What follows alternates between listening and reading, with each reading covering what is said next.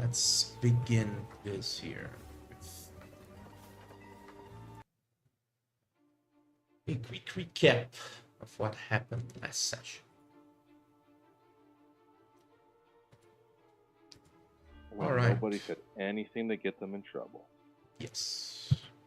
All right. So last session, you continued your investigation in the Wachterhaus, the mention of a powerful noblewoman named Lady Fiona Wachter.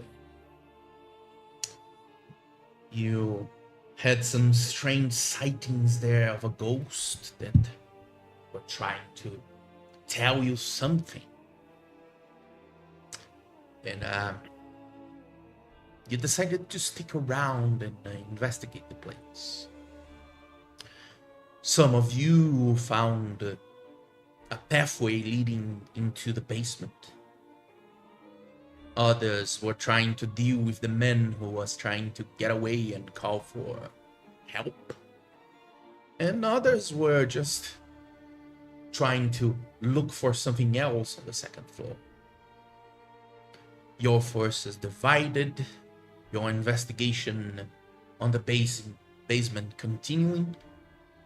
You were ambushed by some skeletons that seemed to attack you from below, and a fight issued there. Of course, everyone tried to converge in the basement, and Galen tried to look for something on the second floor there. Galen managed to find a strange chest on the bedroom that would be owned by Lady Fiona herself, and the others fought off against the skeletons there with dragon breaths and whatnot. You defeated the skeletons and found a small passage, not so small, I would say, into the wall there. Of course, Percha was the first to get close to it and click into this passage, which opened, and again another battle issued with some hooded figures there, who seemed to, by the looks of it, be doing something ritualistic, something strange. You, of course, fought them off. Percha, by being close to the action there, were struck down by those individuals. But with enough time and effort, you defeated those people that were in this strange basement in the Wachterhaus. And by analyzing the place, and of course, by the first glance, you already knew that something strange was happening here. Something partaking to a cult. You even heard those people talking about doing this for Strahd. And of course, it stands to reason that the suspicion about Lady Fiona Wachter was indeed spot on. You took some time there to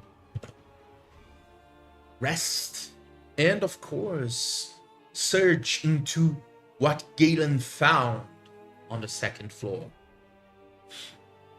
You found a strange chest containing a lot of things inside. One of them, a set of bones that seemed to be owned by a strange figure, the ghost apparition that appeared now to all of you.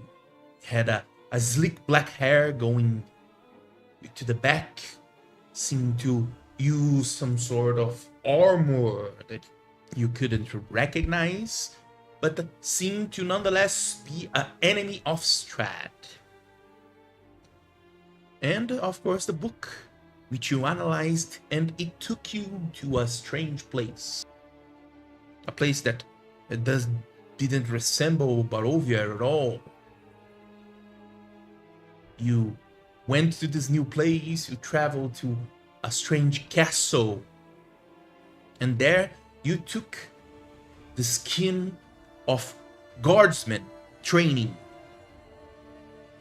And it was there that you saw a familiar figure, Rahad, at least I suppose to all of you, who were in the village of Barovia when you encountered Strahd and Rahadin. And he was training a small boy. After that, you were transported by a magnificent corridor inside the castle and witnessed a conversation between Rahadin and a kingly figure that seemed to be named Barov. And they were, of course, talking about none other than Strahd von Zarovich and how he's going to be someone that's going to grow to become something grand, someone great, who's going to take over the world. The vision ends. You are back where you were before, on the cultists' quarters. And after your rest of 1 hour, you decided to leave the place and met the guards outside who were encircling the Wachterhaus.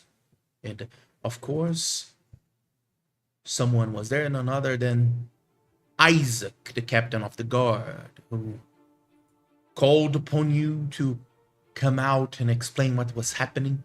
And when one of you explained that down there were signs of cultists, he himself went down there, began an altercation with Kida, who talked back to the strange men with a demonic arm. And a tiny wiener. he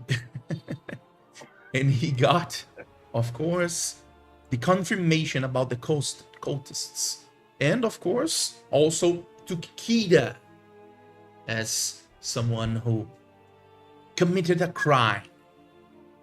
And now Kida is being escorted for the Reformation Center, and the others are being escorted back by the guards alongside everyone who's there. But I would say that Erin's not there, and you don't really know where he is. He's a rogue after all, might be somewhere out there hiding so he's not caught. So no communication with Erin, but you are going towards the Baron's house, where you are going to split up along the way. So some of the group is going to the Baron's house, and the other, being Kida, going to the Reformation Center. And it is with this strange end to the exploration of the Wachterhaus that we are going to start today's session. Of course, you seem to at least have made an ally there in the Wachterhaus, a strange man by the name of Ernst Larnack, a man with a strange accent and what seems to be a knack for gathering information, who currently is, of course, researching for something, being paid by Percha for doing so. So let's go to the map here and begin today's session. Cast Fireball. Yes, do that. Perfect. I'm going to give you a blessing that gives you Fireball just for you to one day throw a Fireball in some people. Excellent. There. Excellent. All right, so throw it. I'd like to throw it directly in Isaac's face. good idea.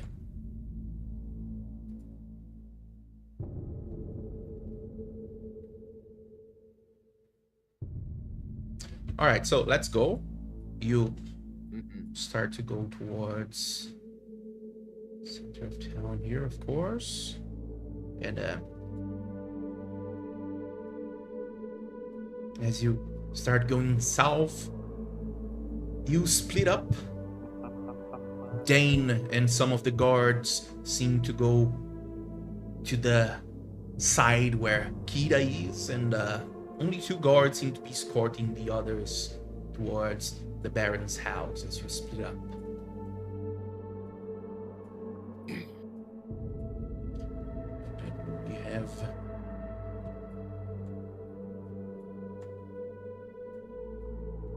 and then we have 2 parties here that we are going to go one by one.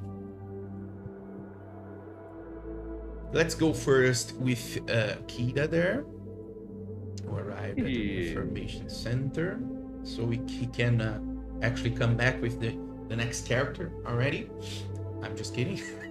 We are going to find out what's going to happen right now. But I need to be able to be the new barbarian. Oh, I see. Imagine you being the barbarian. If you were a druid and you were already beginning some strange fight. If I gotta roll a new character, I want the new barbarian. Nice. All right. You go to the Reformation Center here, and of course, you are being brought in by none other than Dane. So let's see here.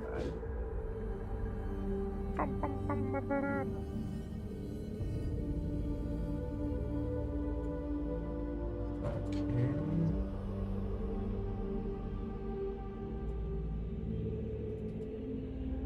We just change some things here because we are arriving. Excuse me. All right. Let's go. You are taken again to a place you already know quite well. As you enter to the main gates, you start to go towards, of course, the courtroom of this strange place.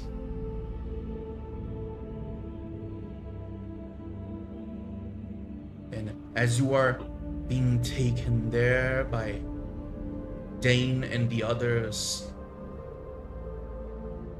you see in the distance the men that was the prosecutor against your group last time.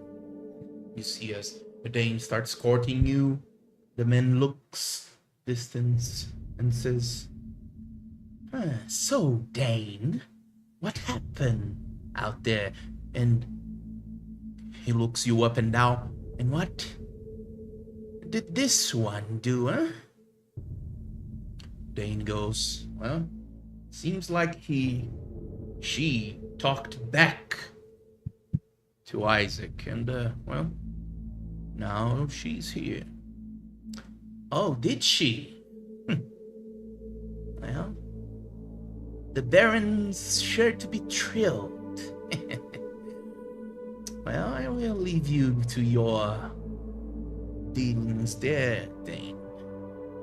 I do have some people to be taken care of." See, as he disappears and then starts to escort you towards the jail cells that you saw before. And tells the other guards, "You can leave it to me." And you start going to one of the cells there along Dane. And he looks at you and says, "What happened down there? I heard some commotions, and I've heard some discussion between you and Isaac, but I was not close enough to hear everything." Yeah, I mean, all will come to light, but Isaac was a little upset that something something a little dark was happening underneath his nose. I just happened to call him out on it. And his ego, well, I'm sure you know what his ego does.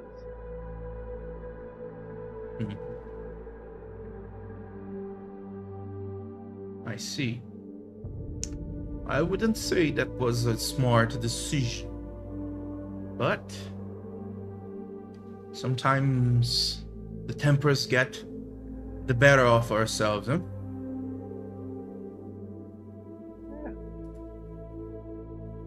Like I told him, I show respect to those that show respect to me. I stand to that, of course. One piece of advice, though. Whatever it is that happened here, try to not do that again. Especially not in front of the Baron, huh? Of course. I will leave you to it, and hopefully your friends are talking with the Baron right now to see what's going to come out of this, huh? I'm sure they'll. Sure, the Baron will find the information they have quite interesting. So, for sure. But I'm sorry about this again. I do understand that what you are doing is for the benefit of everyone. We're only doing what's best for the greater good of Barovia. Well spoken. You can go in. Alright, and I will enter the cell. Alright, you are left into a darkened cell there to the side, a smaller one that you were before. And then you can go towards the other who now arrived in the entrance of the Baron's house. Let's see.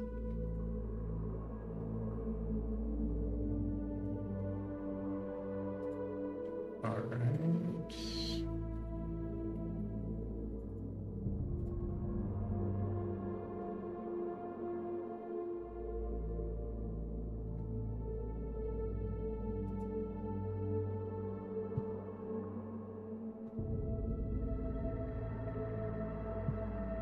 Okay, so let's go.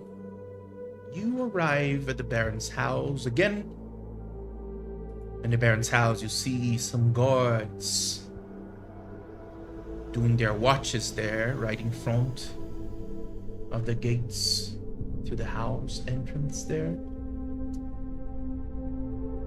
And as you get closer, alongside two guards, they nod to the guards that are on the entrance there, and one of them approach the guards, talk to them. They see that they are having a small conversation, and the one starts to nod. All right, you can go in. I suppose Matilda is going to take you to the Baron.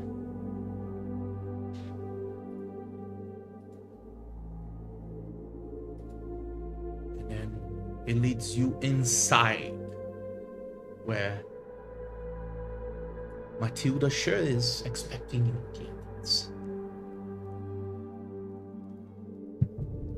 And she says, hey, the Baron is waiting for you.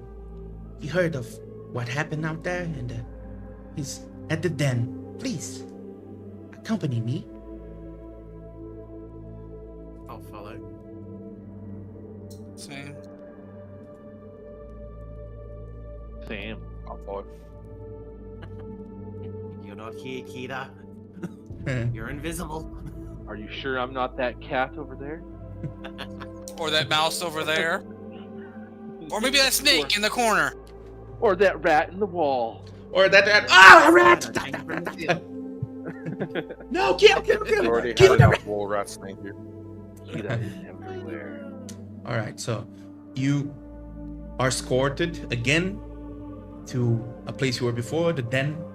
And as you arrive, you see that the Baron is back to you, looking at the stuffed bear on the wall. As you approach, he says,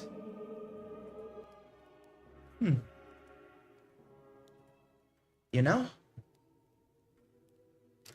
my father told me that in the hunt, he killed this gigantic bear by himself, only with his weapon. When I was younger, I was inclined to believe, as all youngsters do. As I grew older, I realized that was just a facade that he created, both for himself and for the others, to get some respect. And I didn't think less of him because of that, only more. Do you understand what I mean? I believe so.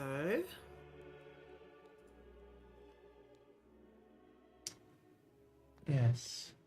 Well, my friends, you were back in quite quickly, I would say. I was actually already retired when I got word of the things happening in the Wachterhaus. I didn't know you were so efficient, huh? Well, it seems that someone knew that we were coming to your house this evening and wanted us to come see them. I see. Well, that's convenient, I would say. But they didn't apparently like the fact that I pointed out some things and discovered a few things along the way as we explored their house with my friends. Well, I stand baffled by your accomplishment. I never realized it would happen so quickly.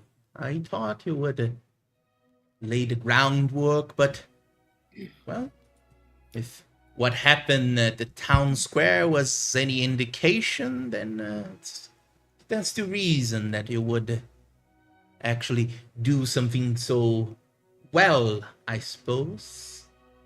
I've already got word about what happened there from some of my guards, but of course I would like to hear about it from you. What happened there?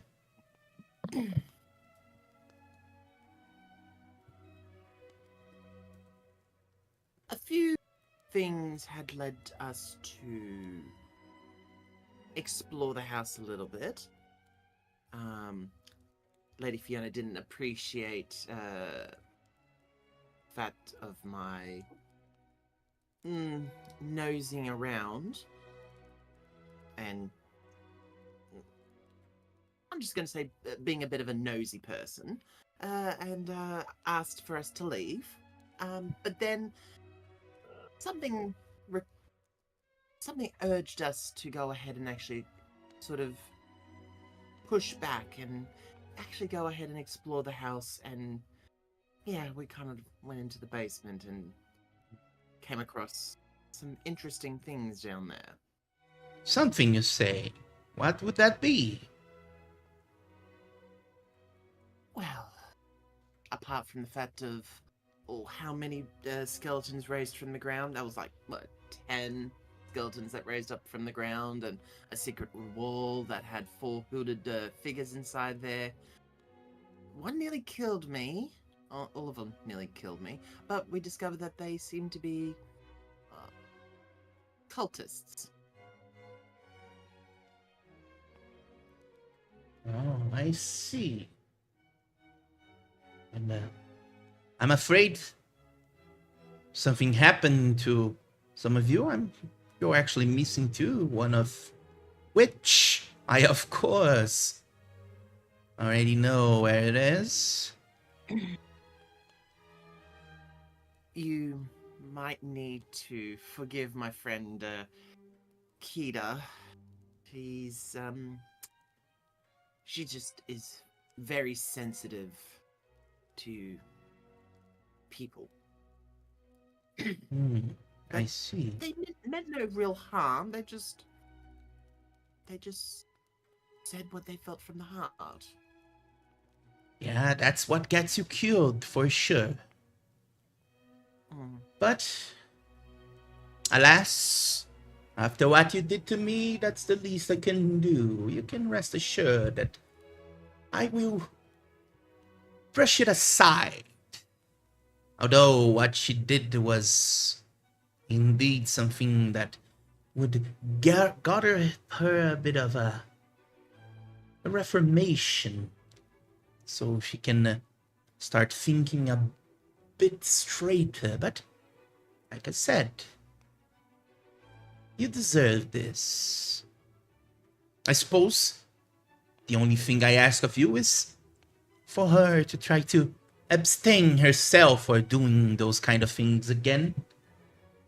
I can hardly help you next time it happens, you know? It sets a precedence for me. Of course. I will try to convey those kind words to her. Of course. She has been taken to the Reformation Center, if I'm correct. I believe so. I did see her being escorted by Dane before we all got split up. So I'm assuming she's gone down to the Reformation Center.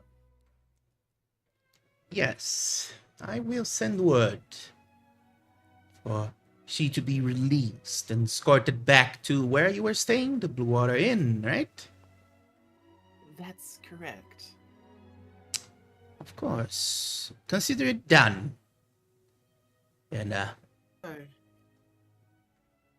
just a curious question. Since things has been cleared up with your issues with Lady Fiona per se, what's going to happen to her? well, we are going to find out tomorrow when the trial begins. But I suppose we need to be thorough with it and decisive. Would you? Of course, I would need you there next morning, because I would need someone to speak against her. You'll be there, right? Mm-hmm. Well, then we are going to figure out what's going to happen to both her and her minions.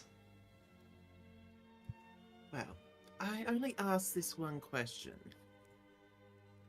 And I'm sure that this is something that this statement would make a bit of sense, but would you be willing to say that the sins of the parent should not be extended to the child? I wouldn't say that at all. They were accomplices of what was happening there. They should be punished alongside her for sure. Know if her daughter would be aware of what's going on. She didn't seem to be with it when we were just as we were getting escorted to the along the way here. I noticed that she seems to be not herself. I don't think she could be aware of what her mother was doing. Well, I suppose you have a point, but let's leave this to tomorrow, when all things are going to be laid bare. then we can decide and see what's going to happen, huh? Hmm. If you don't mind me asking, I know that our friends have mentioned about that book that your son has. I'm just curious, have you spoken to him yet? Hmm. Roll an insight.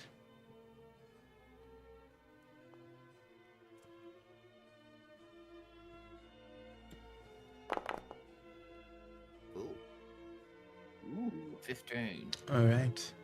You realize that he narrows his eyes. By the look of it, you see suspicion. Not yet. Why do you ask?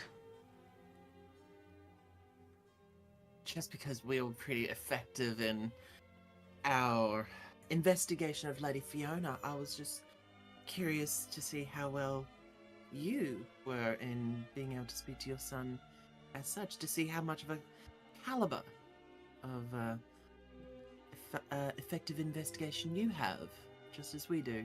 Mm-hmm. Just comparing. I see. Well, it was quite late. Didn't have the chance to talk to him yet. That's going to have to wait. Or perhaps it would be best for me to search him shortly.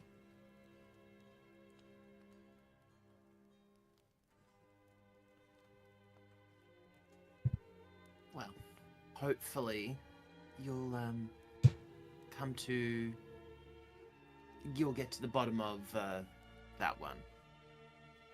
Oh, I will.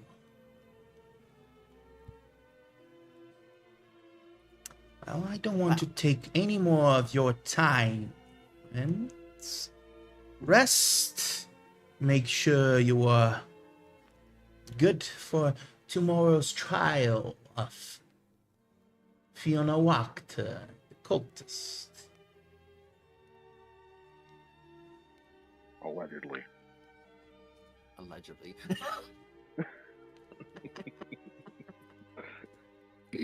Alright, see you tomorrow then. Yes.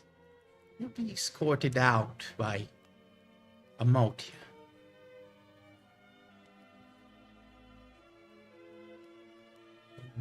Go back into the corridor where the shy woman is waiting for you, and she says, all right, I can take you to the outside.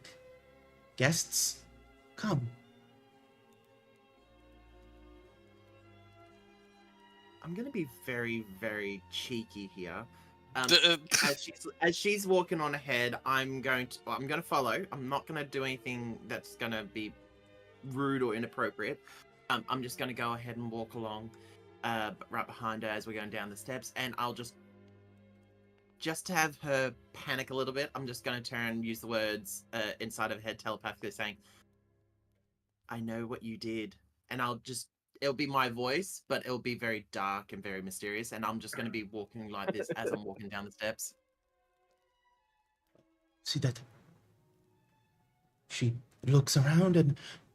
Wait, what? What's wrong? Starts searching for something. I don't know, It's like... Do you believe in ghosts?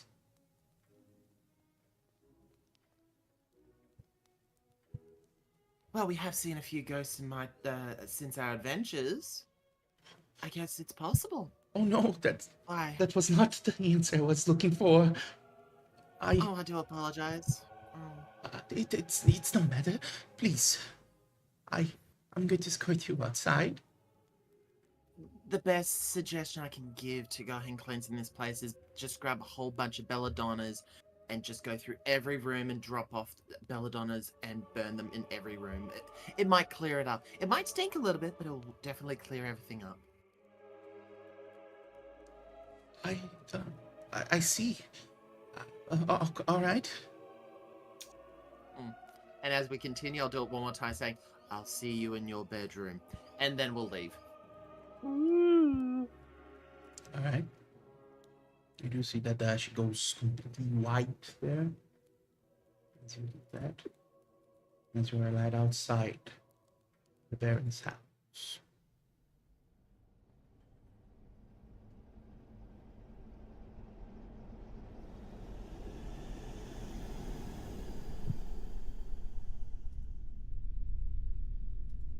Well, that was a little bit fun.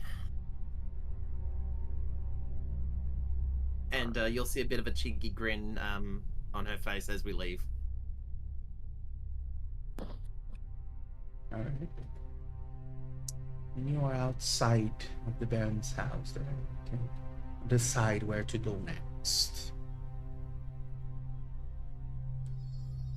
I don't know. What do you two think? Should we go check on Kita to make sure that she's fine, or should we just wait until she arrives back at the inn? It's up to you, but we do need to make it stop at the church. Alright, if you two want, I'll head back to the inn just in case if Kita is returned tonight. And I'll check on Irina. Because she wasn't with us for most of tonight, so I'm just gonna make sure she's fine.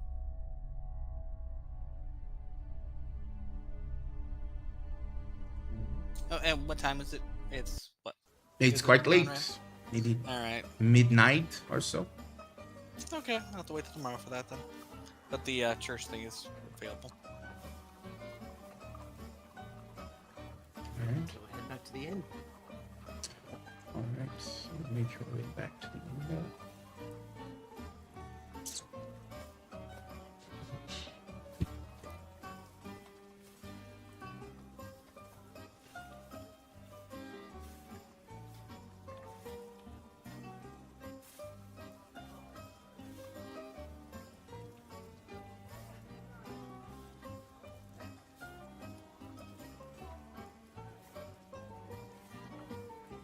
All right.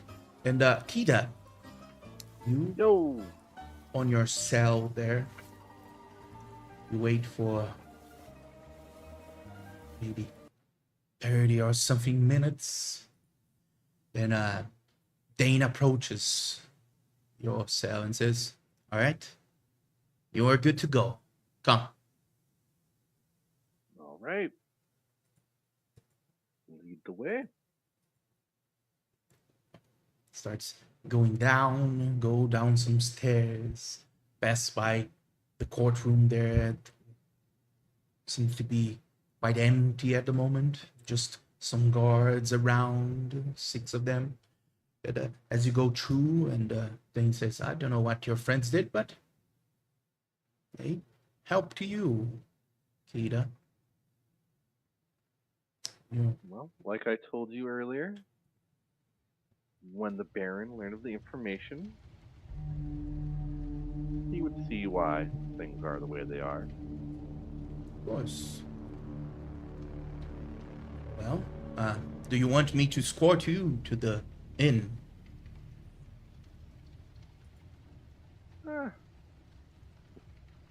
If you're up the walk, I mean, I can find my way perfectly fine, though, if you will need to do other things. Oh, I do have my watch in a few hours and then to bed. I can escort you there for sure. You don't mind. Well, I suppose we may as well then. All right. Let's go then. You see that he gives a nod to a guard here and the other. You begin your procession towards the inn. And the others, of course, arrive at the inn entrance.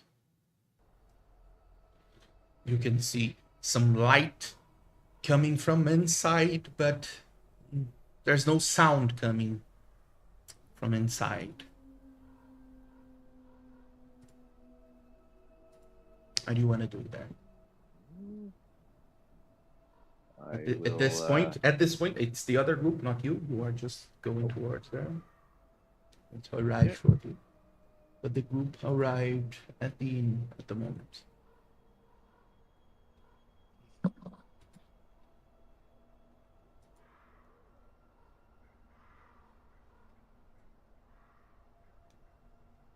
What do you want to do there? Go straight up to your room? What are you going to do? That would judge. Yeah, that would be to Percha, Galen, Girumo. Oh, sorry. Sounds- Yeah, I would be. I'll probably go check the rooms that we usually bunk into to see if Irina is in either one of them. Mhm. Just to check up on her. Right. I'll probably just retire back to my room. All right. You go to the second floor there, to one of the rooms.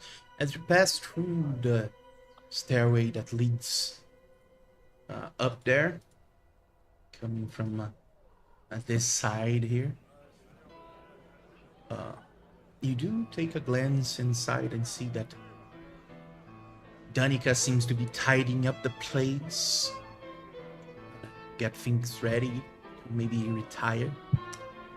But, as you get closer to the entrance there, you climb up and finally find your bedroom there, where, of course, you also find Irina waiting.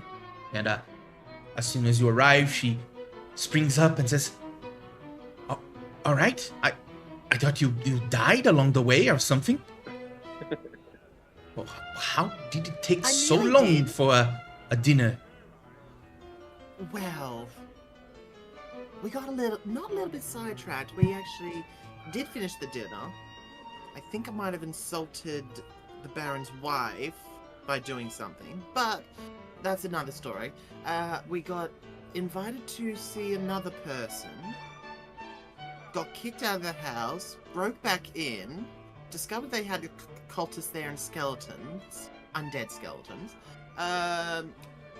Isaac came to save the day, but decided to take Keita to the Reformation Center, and we talked the Baron out of going and doing something bad to her, so she should be on her way home. All in her night's work. What the hell? And I lost all of that? Damn it. All right. At least you are back. And you mean Keita is currently at the Reformation Center? She was taken there? Should be released. She was taken there, but she should be released very soon. Oh, The Baron was nice enough to let her be released. all right. Please that.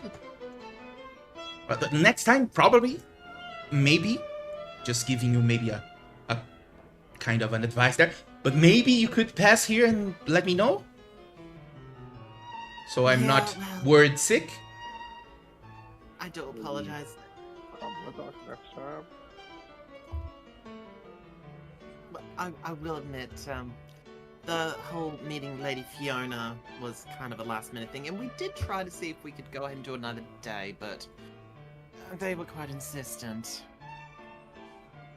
All right. Don't let it happen again. And she does a cheeky smile. And, Don't worry.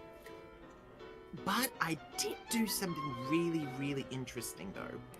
oh, There was this gentleman who apparently was, I don't know, working for Lady Fiona, or is just basically a hired person who does things. Anyways, long story short, I asked him to check in on the toy maker in town who actually has that doll that we both saw, that everyone else saw. Remember that one? oh, yeah. I asked him to find out more information about who the person behind the doll is. But I actually think he could be really useful in getting us more information. Maybe on the Baron, or maybe other things in town. We'll see what happens. But he's getting 2 platinum for getting this job done. I see. But do you think you can trust that one? money talks, and he has a thing for money. Hmm. Oh, So yeah, I mean, I, that could work in our favor a lot, I suppose. So it makes sense. That was a good call. he gets a platinum. He got paid a platinum. He gets platinum later. So he'll Mhm. get that platinum later once he gets that information for us. Well, for me. I don't know about if it's actually vital for all of us, but you know, I'm really tired, to be honest. Nearly getting killed is, yeah. Makes sense. I probably, I don't know if I can sleep right now. I'm going to wait for Kita. You said that she probably is coming here. Get it? Yes. He said he'll have her brought back here or released so that she can come back here. Hmm. Hopefully, between now and morning. He didn't really give us a time frame. He just turned and said he'll have it released. You know the Baron. On Actually, I the do one not. condition. But yeah, There I was a get the condition, name. though. Yeah, what's the condition? The condition was that Keita needs to not go ahead and. She got herself put into the Reformation because she mouthed off at Isaac. Oh, Yeah, she has to stop doing that. nice. I mean, I don't know. I didn't really. I felt unease about that one. There's something strange about him. It's not only the danger. It's almost like there's something dark about him. I don't really know how to explain. Well, maybe we should get our new informant person to maybe see if we can learn more information about this Isaac person. Oh, that also would be good.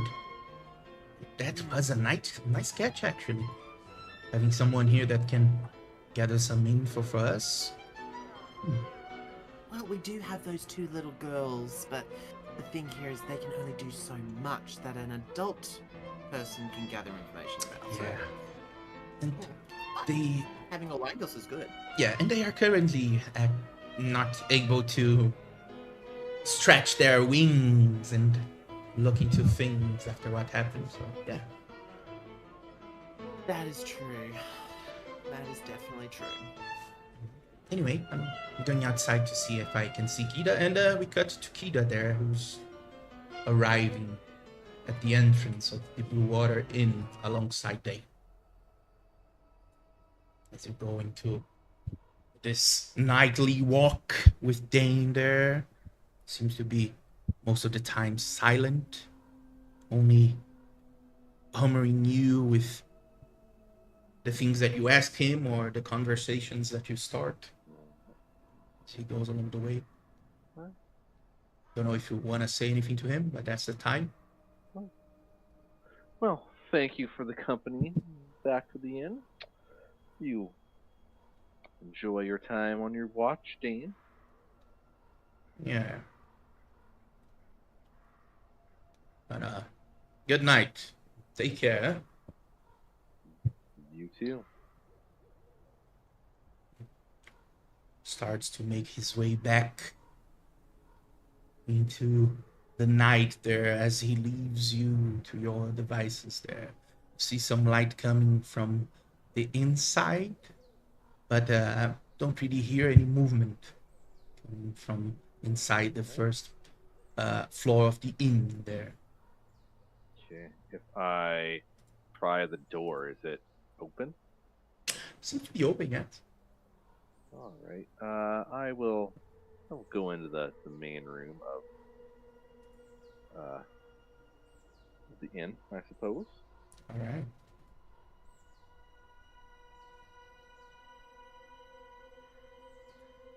All right, let's go here. You get in. You see that Danica is probably just finishing things up, and you see that the bard that you met before, Rictavio, is sitting in one of the tables and writing on a book there. And extreme attention to the details of what he's writing. But those are the only two that are there, alongside, of course, the small dog there. Well, Akita is going to approach Rictavio and pull up a seat across from him. Rictavio looks at you. Yes, please join me. Good evening, Rictavio. How are you tonight?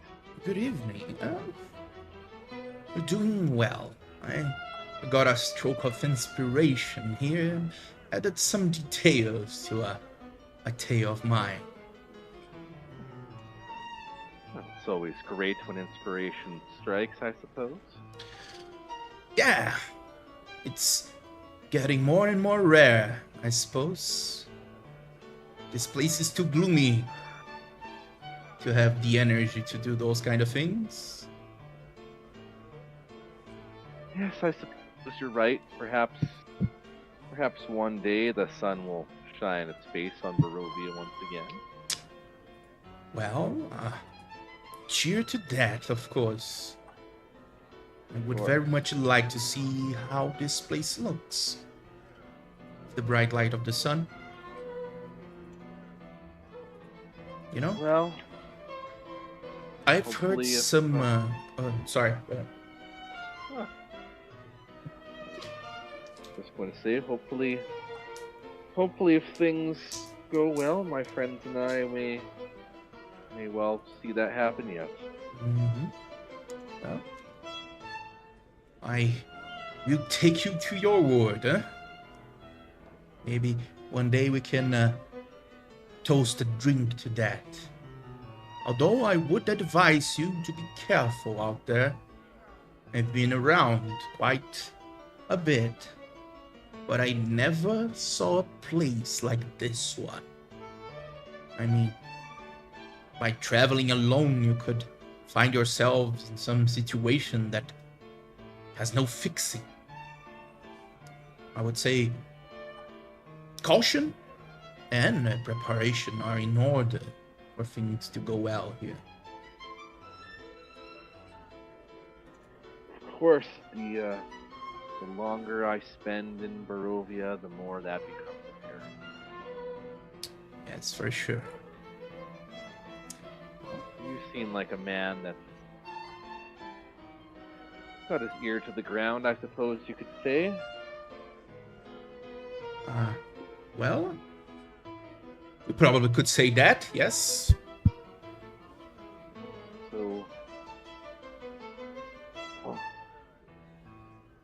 So what seems to be the word on the street lately? About what? Exactly. Well, what can you tell me about Isaac? Well, that one is a strange one. People do not tend to talk much about his dealings. The only thing I really know is that people are extremely afraid of what he might do to them if they cross him. I suppose they have a bit of a reasoning there. See the kind of man he is, right? Yes, he seems to be quite a fiery individual, I would say. Yes, that he is. And loyal even, which sometimes it surprises me, but I suppose there's more to loyalty than strength. Perhaps to a fault, maybe, but Yeah. I suppose that's between Isaac and the Baron. I suppose so. But, in your travels, Rictavio, have you ever seen anything quite like that arm of his? if I'm being honest, that arm of his reminds me of the arms of some devils that, although I didn't say I saw them along the way, I not only heard about, but also seen some illustrations. I have no idea how he came to have that thing on him, but I can guarantee that that's not good at all.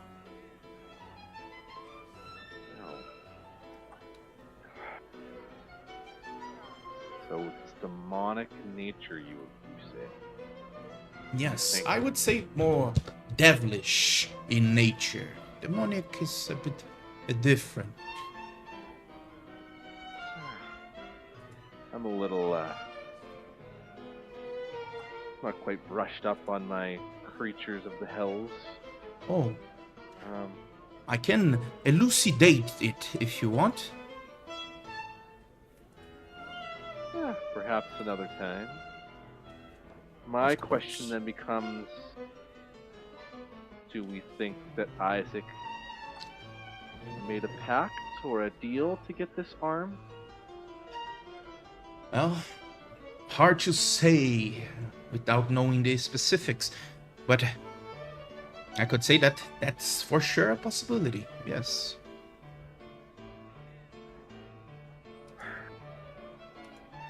So he may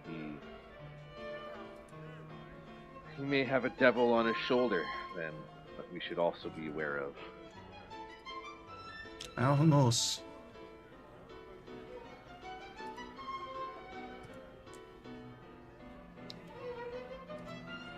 It's unlike anything I've personally dealt with, but Neither Any, did I. if any other information happens to cross your mind, be sure to pass it along, won't you? Well, this town, I would say, is a bit out there. There are some things lurking on the dark there, with some things being said here and there, but probably not anything that you didn't hear about. I mean, the deal with the Wachter and the suspicions about a cult there, that's out there. The Baron, I'm sure you've met already. And, well, I would say that that's the most of the things that I can say about this town. But I did hear about some things from out there. Well, if you don't mind being the storyteller you are, I'd love to hear. I don't mind at all. And at this point, you see that Irina appears where you are there. She goes in and says, "Oh, Arena, Kida, you're back. Arena, please join us. Oh, what's happening?" Ah, Rictavio here was just about to spin a tale for me. All right, I will join you. I was looking for you, actually. After they told me that you were sent to the Reformation Center, I was a bit worried, but I suppose it's all good, right? Nothing I couldn't handle. I appreciate your concern, though. Yeah. Of course. Well, let me sit here then, and try not to stay awake for too long, I suppose. Of course not. Just a few stories, and I'm sure Rictavio will be turning in for the night himself anyway.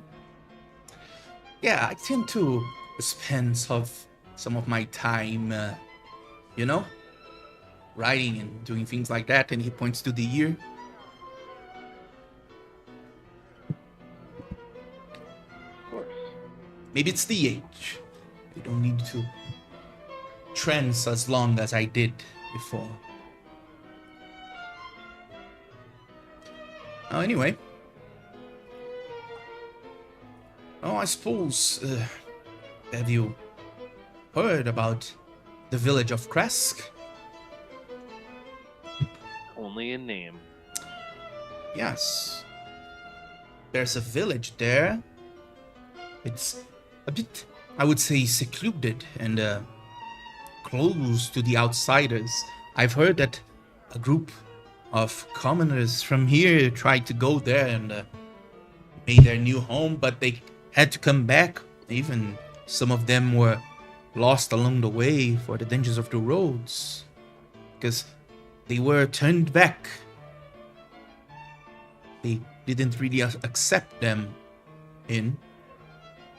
Seems to be a defensible place, surrounded by walls. And I did hear some things about the abbot that resides there in what seems to be the Saint Markovia Abbey. I don't know how truthful that is, and I mean, to us that know about the existence of magic and things like that, miracles don't seem so far-fetched as to others, but it seems that he, although a bit of a secluded person, he does seem to have done some miracles there. Hard to say anything else besides this, but well, there might be something there to look into, no? Of course. I'm sure our journeys will take us there. Of course. And I suppose another thing that I've heard about was, I don't know if you saw, I don't know, do you have a map, perchance? Yes, I believe we do. Right. Would you mind if I take a look? Are you the one with it? Of course. Kita will search through her bag and pull out the map to spread it across the table.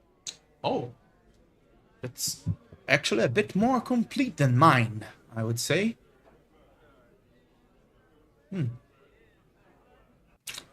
Well, oh, look, right here. And he points you into the direction on your map there. He points you into what seems to be a strange house atop a hill. Over here? Yes. Right. He says, well, that place over there seems to be in ruins right now, and not many go there, I suppose. But I did hear from a friend of mine that is quite the drinker and the talker, that some dusk elves said that the place is haunted in some way. A strange place for sure.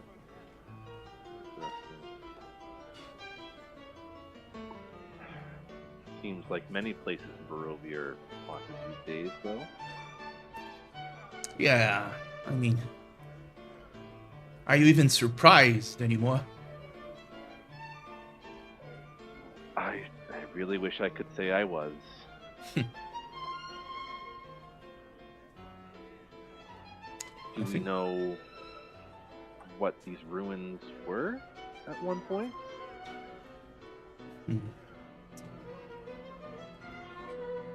Again, I don't really know how truthful it is, but it seems that long ago there was a knightly order that resided there.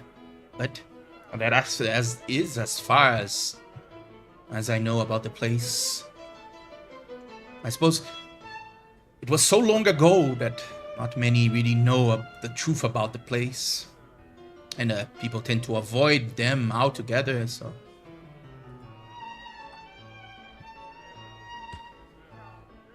Fair enough, I suppose. I suppose that's about all the things that I could give you at the moment, but well, you never know. I might hear some things here and there, and I'll be here. Well, I appreciate your time, Octavio. Of course. Perhaps next time we can share a drink, and I may have a few tales of my own to put in that little book of yours. Of course. Well, that being said, I do have something to give you and the others as a gift. And he takes a small book and shows it to you and says, well, this here, most of them I've gathered from here and there, some tales from some places that I went through in Faerun, and the others I wrote myself.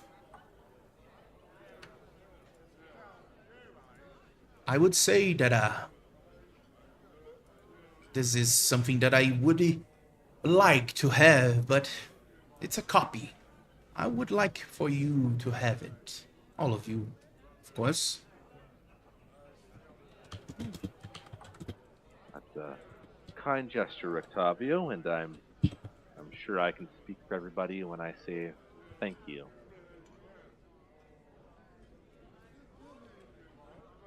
Of course. Well, I suppose I will leave you to your sleep schedule there. Of course. And I'm sure we'll meet again soon. I hope so. Enjoy your night, Octavio. Oh, you too. Kita will get up, roll up the map, back in her bag, and take the book in hand, I suppose. And then you see that Irina starts to drowse off and goes, wait, all right, what did I miss? Nothing too important, Irina. Shall we turn in for the night? Shall we? Yes. Of course. And you go up and meet the rest of the group alongside Irina going up. I don't know if some of you are already sleeping, but Irina is back with Kita. Oh, the Baron's quick. Well, I'm sure he'd hate for me to be locked away longer than necessary.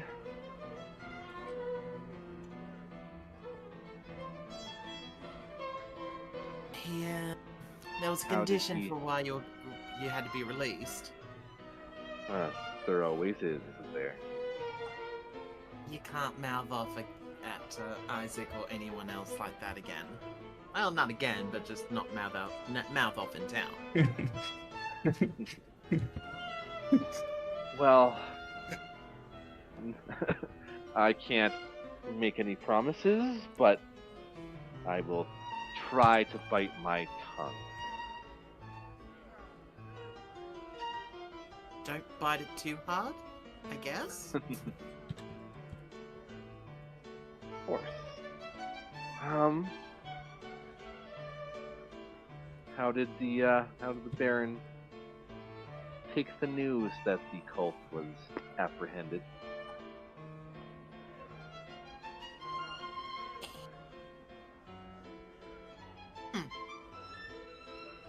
He's going to be dealing with that tomorrow.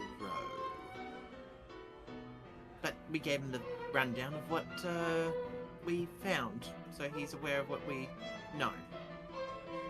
I didn't mention about the ghost, though. I thought maybe he might think I'm a little bit crazy, just like Lady Fiona was, so maybe we'll make her sound like she's gone a bit crazy. Yeah. I mean, if you've got a cult in your basement, I'm sure that makes you a little bit crazy. I know, right? But I kind of did something really, really mischievous because I was in a mischievous mood. I think it's just the near-death experience just made me go a little bit cuckoo. I decided to make his what was her name again? Remember the Matilda? one that had that one. I kind of made her think that basically there's a ghost inside Lord Vargas's house. Oh, Percha. Hopefully I he had a doesn't. little fun. Hopefully the Baron doesn't assume the worst and put that on his son. But Well, I did suggest to maybe go ahead and cleanse the place with belladonna. oh, of course. Uh, you are aware that belladonna is poisonous, though, right? Really? Oops. Well, at least your hands are clean, I suppose. I suggested it, but again, I wouldn't have known. I just turned and said belladonna tends to Well, cleanse places very well. well, with any luck, it'll cleanse this place of Isaac. Who knows? Who knows? uh, well, before I turn in for the night, I suppose I'll let everybody know we've received a gift from Rictavio. What's the gift? Some light nighttime reading. But Ida will. it's in your inventory there. Okay. Ida will present the book and kind of just lay it out on one of the beds. Mm-hmm. Get into my inventory here. That's not inventory. That's that is also not story. There we go.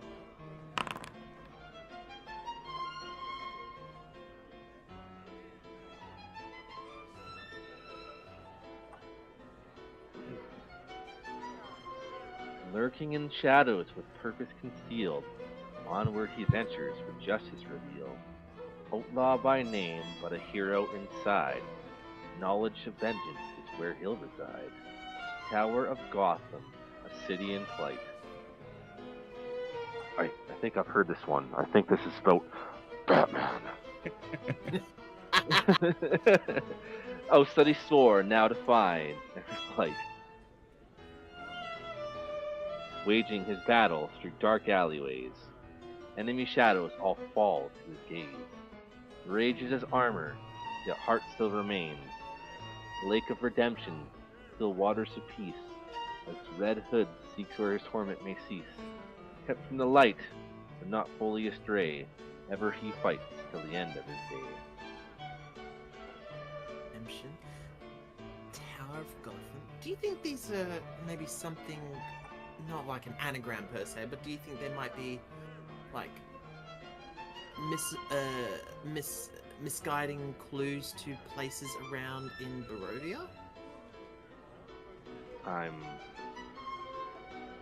I'm sure Rictavio has ways of guiding us that may seem a little strange to most, but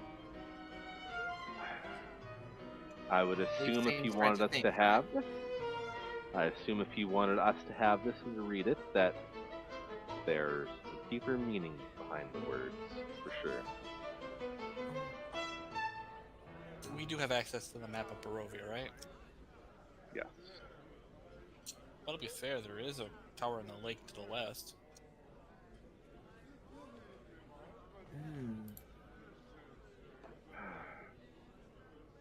Just checking over to that now. Oh, I still got that Wachterhaus there. That's a good eye. Ratton. Galen, you can add a hero point there. This one. I can't. Ooh. You have 2 of 3. You can. Oh, never mind. I was thinking inspiration. And during our conversation, Rictavio did mention that there's murmurings that the ruins to the southwest were perhaps haunted. So I don't know if that's best to avoid or if that's something we should investigate. What do you say exactly?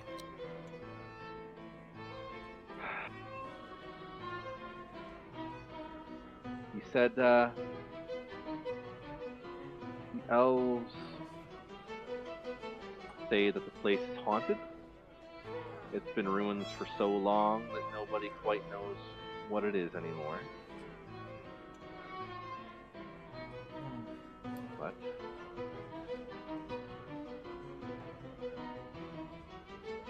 again, he's a hard man to read, but I'm sure he wasn't pointing out a location for nothing. I may be wrong, but I think the bard knows a little more than he lets on sometimes. Well, we do have a lot of things to do, I suppose. We can't forget about what we told the Danica and Irene, right? About looking into the matter of the wine there. At least that's what Clint told us. Of course, and which direction was that shipment supposed to be again? Anybody remember? Clint says, to the west. And Also to the west. she said that there's a vineyard. Vineyard to the west. So, Yes. I suppose, when's this festival we're supposed to attend again? 2 days? Oh, we are attending the festival. Yeah. The Barra wants us to attend the festival. Doesn't want us to miss it. Oh. I mean, at least it's a festival, right? Yes, perhaps maybe a little bit of a spark of joy. A day of leisure through all of our extraneous tasks of late.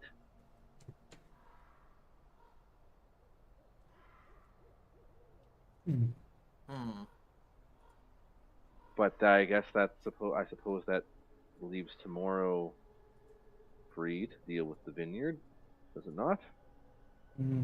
I don't think we are going to get back to here. If that over there is the vineyard, and she points into the table.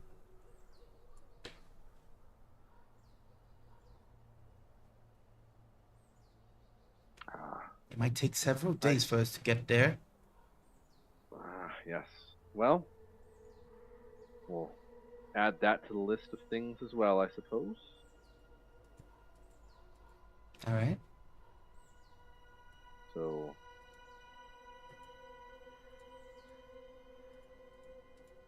we have a day to kill before this festival? Is that what we're saying? Do you think we can get there if we were to go check this ruins out, do you think we're gonna be able to get there and get back in time? Probably not, based on the distance. I don't think we will.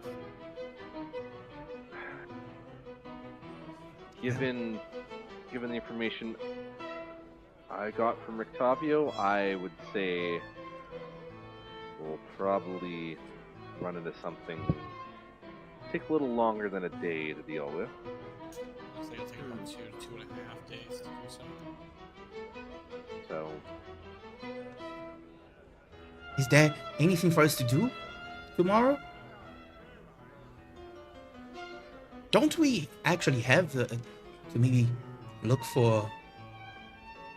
What was that? Something to look into magical stuff? I don't really know. Yeah, we need to get to purchase some supplies. Yeah. If I want to identify things, I need some pearls, so... yeah, I would I'd like to head back to the blacksmithy and perhaps sell some of these extra trinkets we've come across now.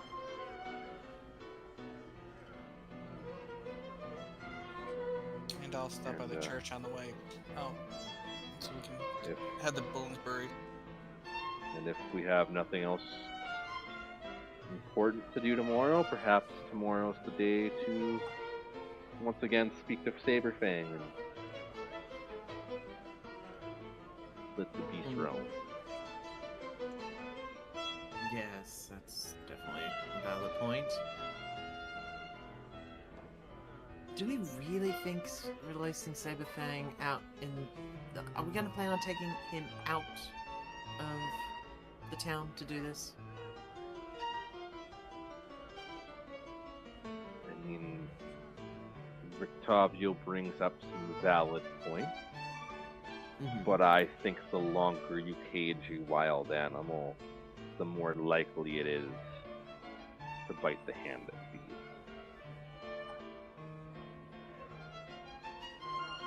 Well, let's just hope that Sabertooth or Saberclaw scratching Clint doesn't lead him back to town. Hope he doesn't bite the hands that do not feed him, right? Valid point. And a promise is a promise. Should Saberfang turn his claws on the innocent, then, well, a rabid animal needs to be put down as well.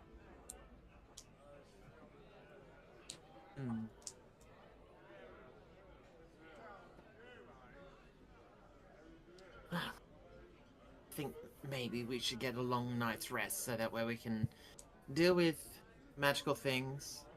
Saberclaw. We also need to attend the thing for the Reformation to do with Lady Fiona as well, since the Baron wants us to attend that. Yeah. So we've got quite a busy day tomorrow then. We do. Well, I suppose it's best to turn in for the night then.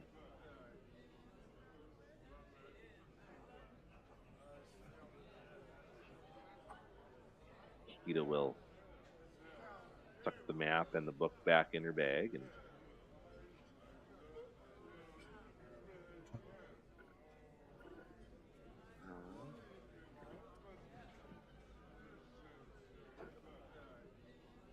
so if I remember right, was there a private room in our quarters, or was it all kind of a shared space? There are 3 rooms, 2 of which have 2 beds, and the other 4 beds.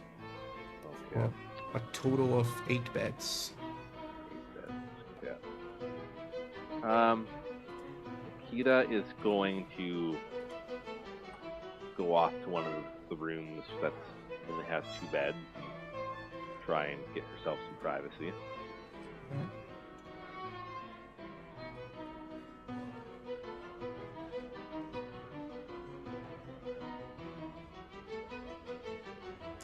That you go to the other part there.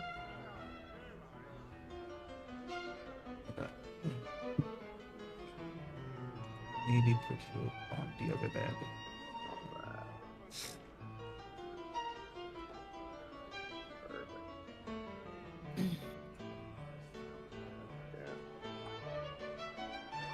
Kill her, guys! Well- She's doing something!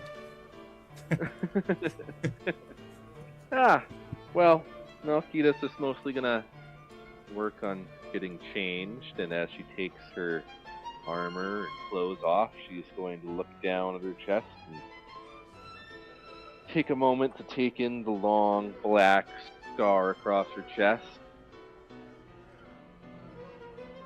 Take a deep breath to herself before she just slips back into her just her clothes to get a little more comfortable, and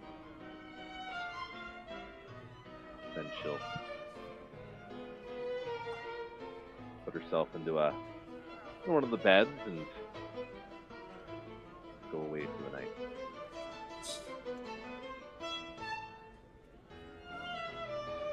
With that, the others, are you going towards your sleep there, I suppose?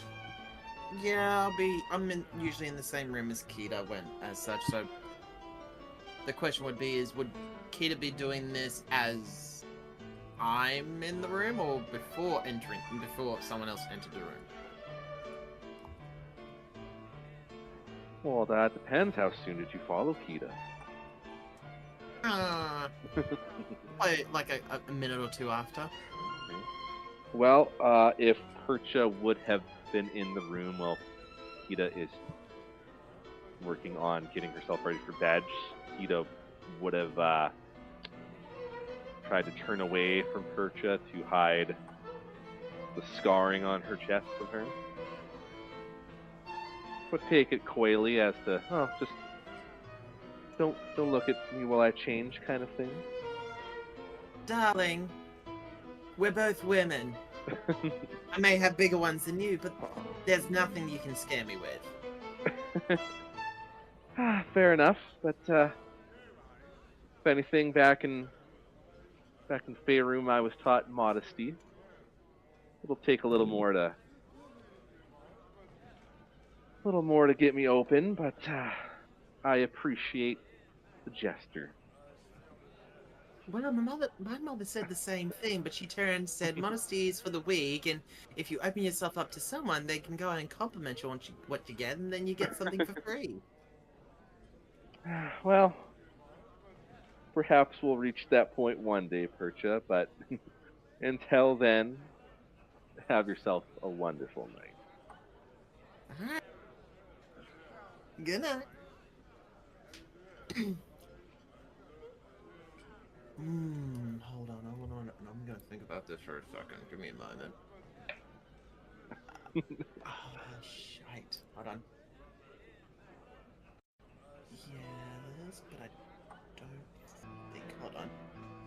Oh yeah, I can do it now. Woo! As everyone is asleep, who's actually in this room? You and Kita. Me and Kita. Mm-hmm. Okay.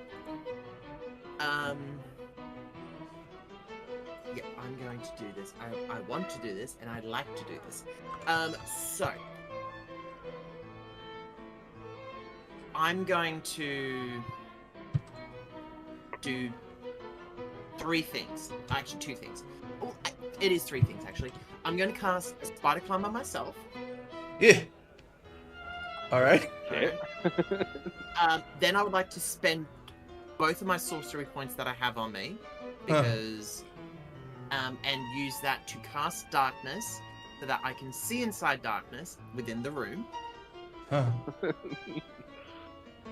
And then I would like to spider climb up the side of the wall, off to the side of the wall, to be able to see at Kita's chest. Ha! I mean, To go ahead and look at what it was that she was hiding away while she sleeps? while she sleeps. That's not creepy at all. That's just...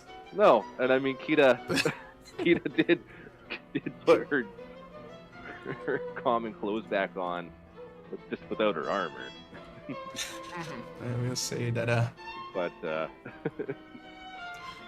I will say that it's going to depend on a roll of perception here. You need a 10 or more to see if you can glimpse into what's happening there. Okay. Now I can see inside this because Yes. I casted with one. Yep. So Mhm. Kita cannot be able to see me at all unless Yes. they've got really good fucking senses. Mhm. All right. 13. You do see a strange, I would say, a scar on her chest. It's not the usually pinkish and reddish of most scars. Usually when the scar starts to heal quite well, it starts to get closer to the tone of the skin. In the case of Kida, I suppose, a bluish. Mhm. But this scar seems to be quite big, and you can't really see the entirety of it. But judging by the size, and it goes from the top of the chest, passing by the two breasts and going into the belly, but you can see below the chest. And it has a blackish tint to it. A strange scar for sure. I see. Fascinating. Fascinating indeed. Let me just write some of this stuff down.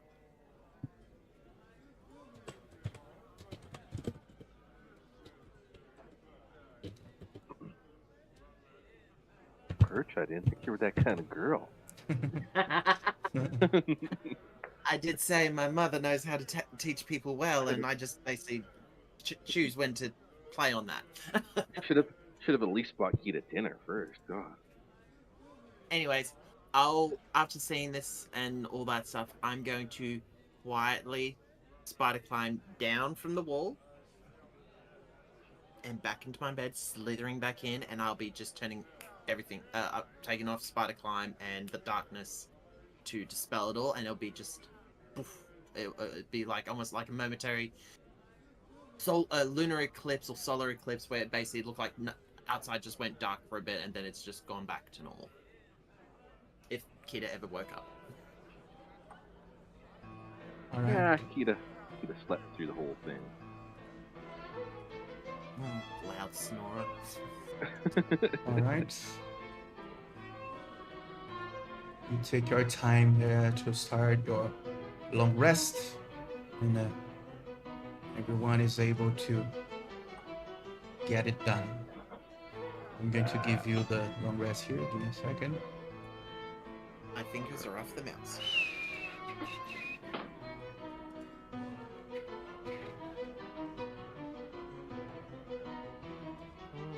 All right. All of you are back into full health and almost full resources.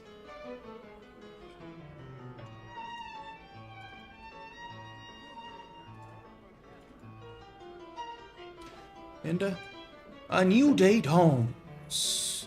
And now you can decide what to do on this new day.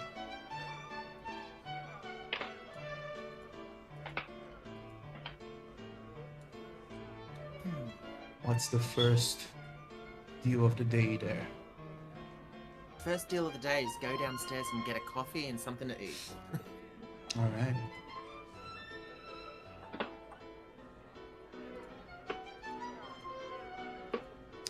You go down to the first floor. And as you go down, you see that at the moment there's no one there besides Danica, who seems to be That's the bar getting person, isn't it? getting things ready. Danica is the woman who tends the bar, one of the Martikovs. Barkeep.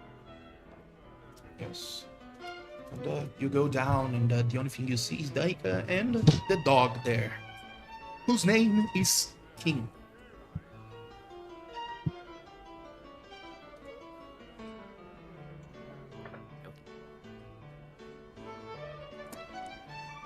Well, then I will go ahead, have a coffee, grab something to eat, and I'll just wait for everyone else to wake up and come downstairs.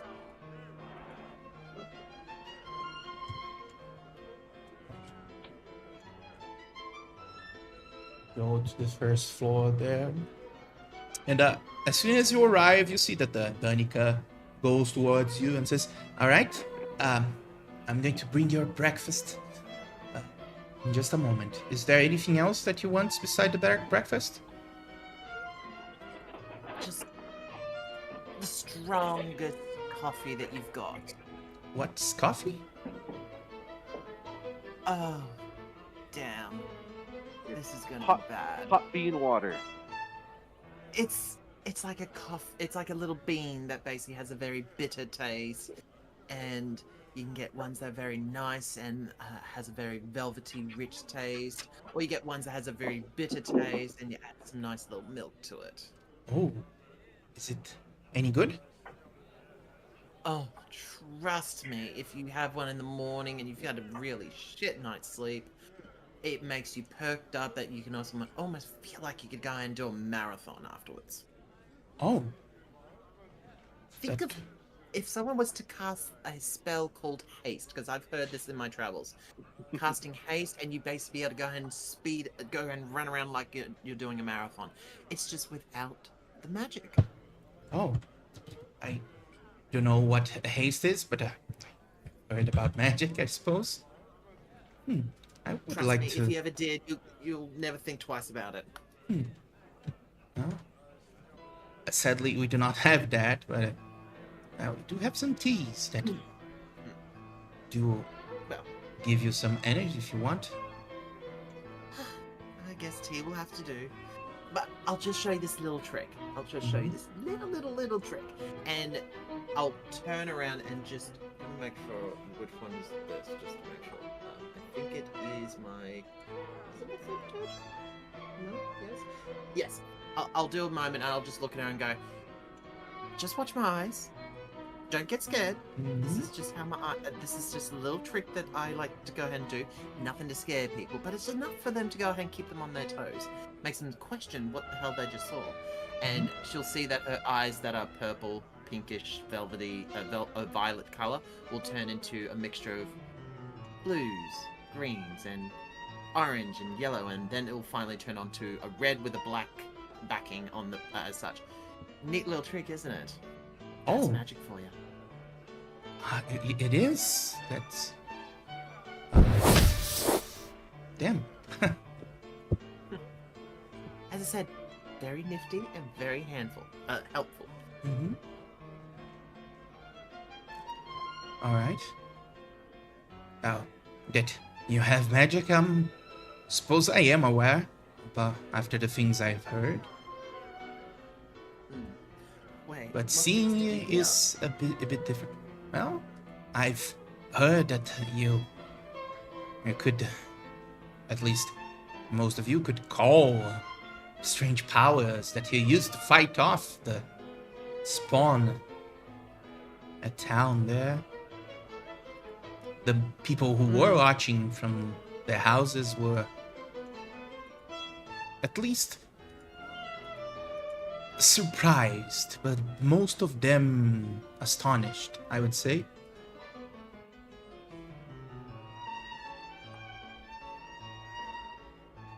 While they're Can I do talking, what we Jerome will come down the stairs and sit beside him. Mm-hmm. Hey, Jerome. Apparently we're the talk of the town. Great, what have you done now? I did nothing. I just showed this lovely Donica here a little trick with my eyes and just showing how I can change it, and that's just a small thing. But, hey, that's only the smallest thing I can change on my eyes.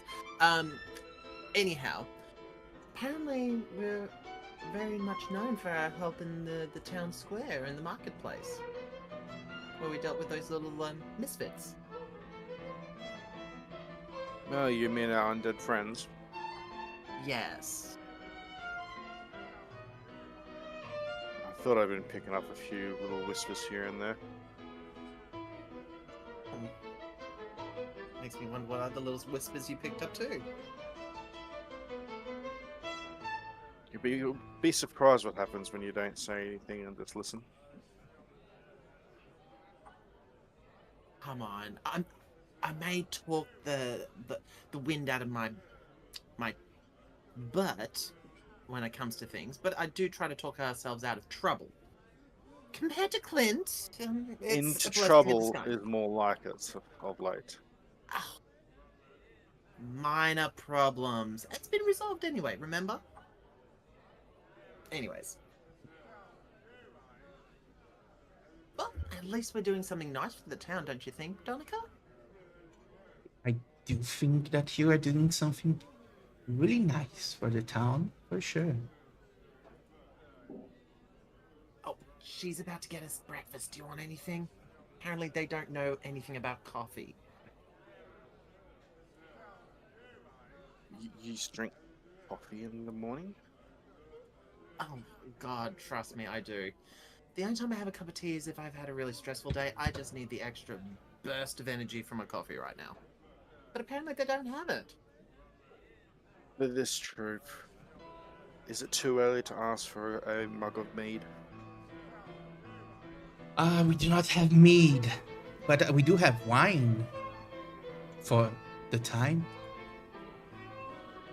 I'll take your best glass of red, please. Of course. Red Dragon Crush coming up. Thank you.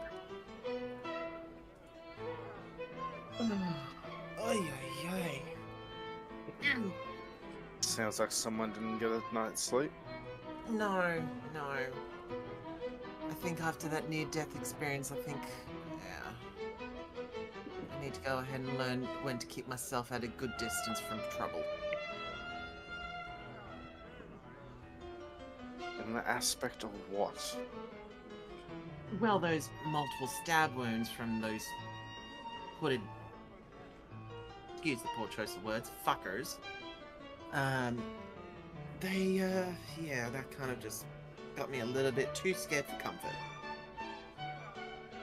They made you extra airy at least. Well, mind you, I'm gonna have to probably fix up this actual outfit. There's more holes in here than than me. Well, at least you can't say they missed you. Just next time you press a button to open something, try doing it with a bit of rain. I'll take your words of advice on board. Danica, hearing a bit of the conversation as she brings the wine and some of the breakfast with bread, soup, some meats. She says, "Oh, you need someone to tailor you. I do have a friend that could do those kind of things. Her house is close to the Araset stockyard, and she's quite good at it. In a matter of fact, she was the one who crafted our Baroness wedding gown some years back."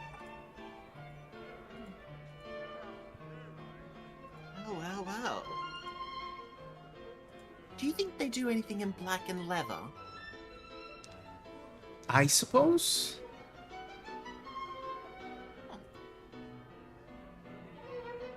Might as well go ahead and actually look at that.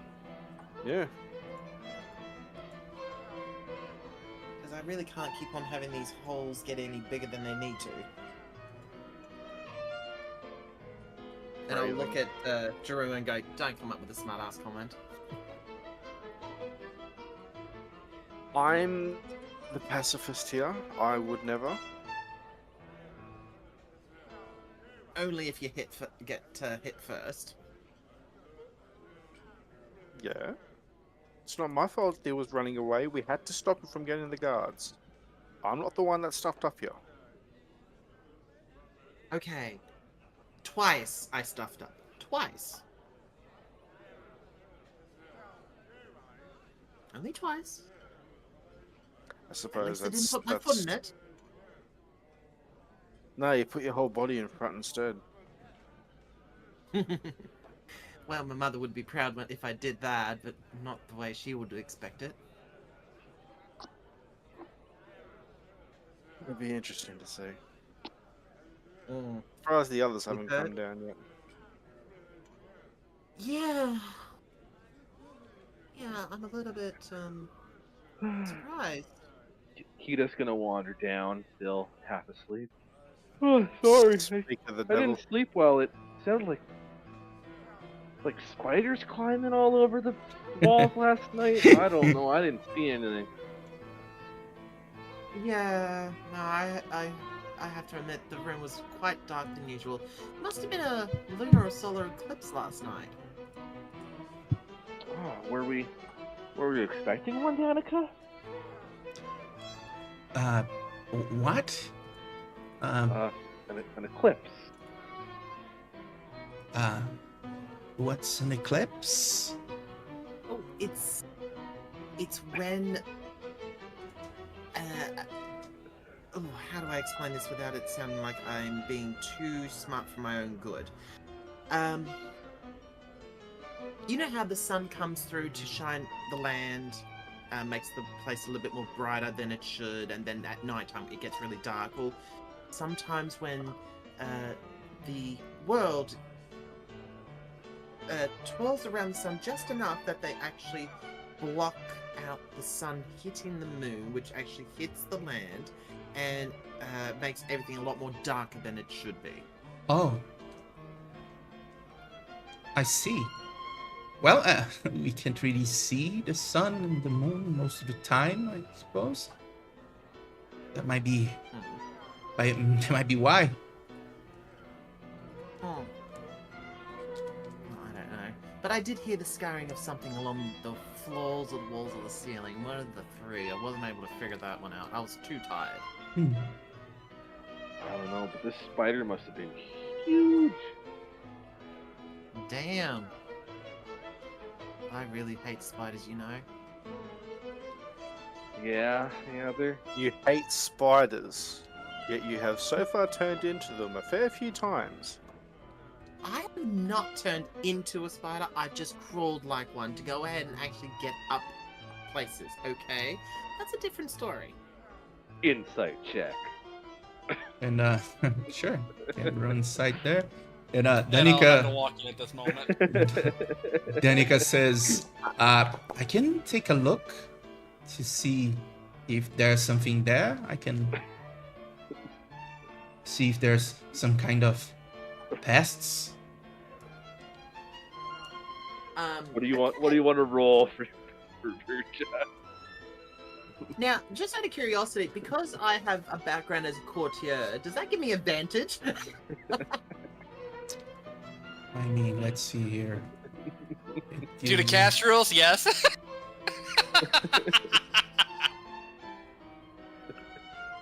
I just thought I'd ask. I would say no. Damn. Oh well, I tried. Don't worry, my advantage for being a druid and knowing what spiders sound like will cancel your advantage anyway. Oh, Oh my god! That sounds right. Could have been a close 20! Kita's just gonna like narrow her eyes and stare at Percha. No, that won't be necessary, Danica. I think we can handle it ourselves. I see. All right. I will take a look nonetheless. We never know. Of course. A tea, please, if you will. Of course. Starts bringing you tea and their food. And you will see that in the morning here, early morning, some people arrive and sit a bit closer to Danica there. And you realize that the people who just arrive are people that you tend to see a lot there. They seem to be usuals of the place. They nod to Danica and hey Danica, good morning, and nod to all of you, good morning, folk. Good morning. Good morning. Morning. And they sit to the side there.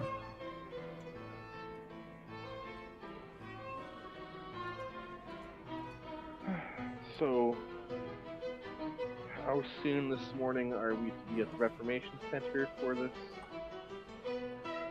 nonsense? Didn't really say what time. He just said that he was going to deal with it in the morning. Or the next day. Danica asks, deal with what? Oh, just some things happening at the Reformation Center. Don't Oh. worry, nothing to do with us. Oh. Oh, sure. Well, not directly to do with us. It still has nothing to do with us. Grim will bring out one of his wings and just whip Perch up the backside of the head. Ow. Ow, that hurt. Choice of words.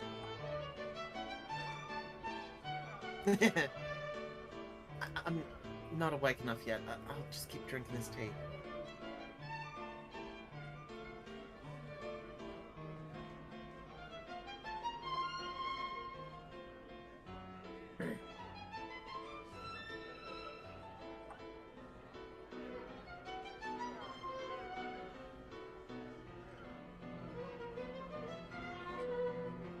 Right. So, but yeah, I don't know about what time we're meant to be there.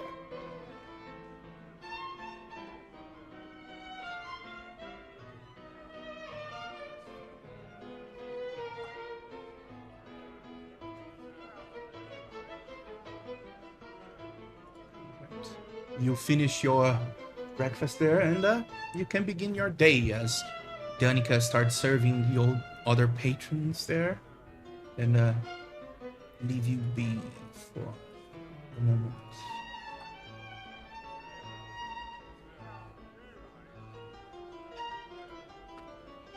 And it is at this point that Irina was alongside you there, grabs some things to eat, and says, "All right, where to now?"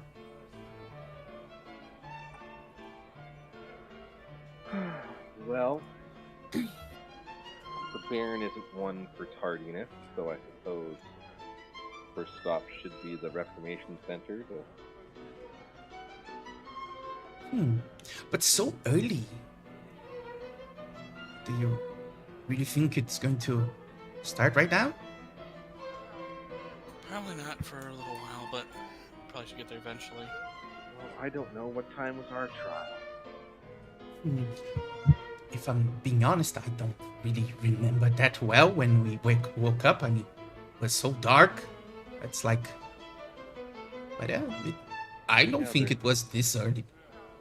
Must have been an eclipse or something. I think it's just that the cells are dark. But,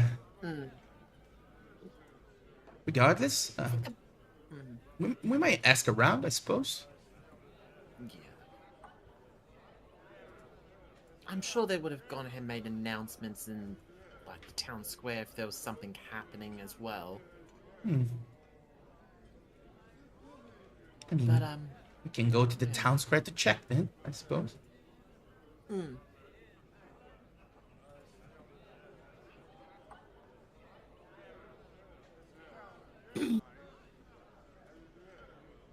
Oh, I'm planning on seeing a tailor that Donica has mentioned about, just to patch up the holes in my outfit.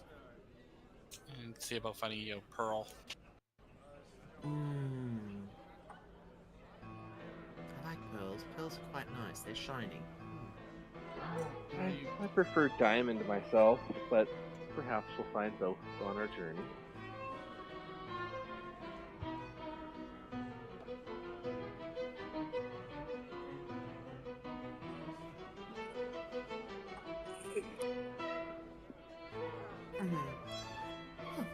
Unless there's something else to discuss about, we should get on with the rest of our day.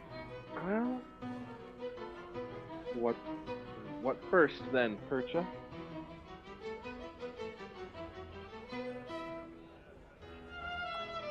Let's see. Taylor, where do you want to go ahead and look to find this pearl, Galen? Probably the market would probably be the best bet. Look around there. Hmm. Okay, so we've got the tailor, we've got the pearl hunting. Whenever the Reformation thing is... Was there anything else that... Oh, and there was Saberclaw that we had to look at. That's pretty much all near the marketplace, isn't it? Pretty much. Oh. I guess we'll go to the marketplace to do that.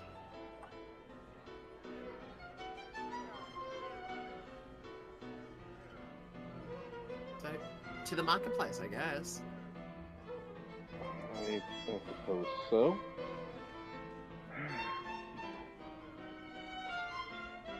All right then. We'll stop by the blacksmithy on the way.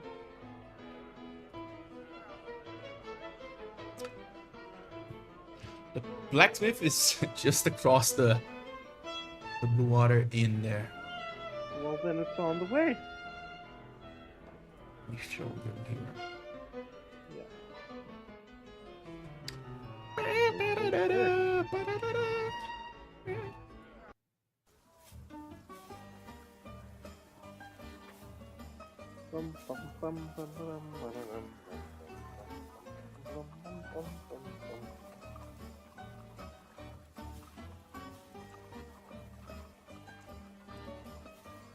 To the blacksmith. All right, you're going to the blacksmith there. Yeah. All right, you arrive at the blacksmithy. You can see that whatever it is that's happening, it's happened for a while inside there because the two that you met before are already clinging to the metal there as you hear ting, ting, ting. And as you go in, the big man stops, looks at the woman, puts his hammer to the side, and says, "All right, fellas, what do you want?"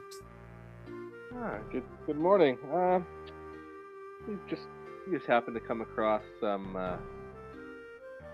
items I thought you might be interested in purchasing. What would it be then? Well, got 4 daggers and a great sword for sale. All right. I have a special prize for the lackeys of the Baron. I can pay you Lackeys. 2 gold for everything you have there. Lackeys? To use me? Isn't that what you want? Isn't that what you are? I've heard what your dealings are with that one. What exactly are our dealings with the Baron then? That you are here to do his bidding and his dirty work.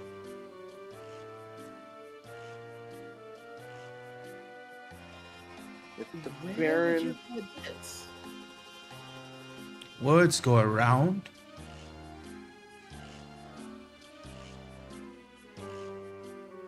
Listen, the Baron's interests and ours just happen to align for a brief period of time. Does not make us lackeys to the Baron. Yeah. Sure.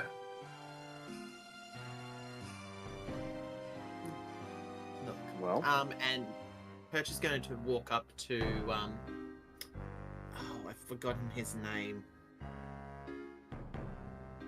Oh, it'll come to me. I'll walk up to him and I'll just say, "Look," and I'll just gingerly touch him on the on his arm and say, "Look, we're just got invited to have a dinner because the Baron wanted to get to know us. We basically just chit-chatted, exchanged pleasantries, and we left there, and that's it." Mind you, there was not much to go ahead and tell him, except we're just individuals with unique abilities. That's all. That's not what I've heard from the guards that came here this morning. Really? Really? What did they say? That you work for him now. That he tells you to do stuff and you do it. And that you're cleaning the town of the things he do not like. Well, I honestly think guards have a way of actually misconstruing the truth because they only hear half a story. It's a lie then. What you did at the Wachterhaus? We went to the Wachterhaus because we were invited by an associate of hers. Thank you. And No now, relation. a trial is going to begin after the guards went there last night and roughed up the place. And some friends of mine on the guard told me you were there. You Yes, because cannot fool me. I don't want anything to do with people who deal with that one. look, you obviously probably need to be at the trial for you to know what exactly happened there. Yeah, I won't be there at all. I don't want anything to do with the things that happened on that place. Regardless, if you wanna do business with me, the prices have changed. If not, leave us be.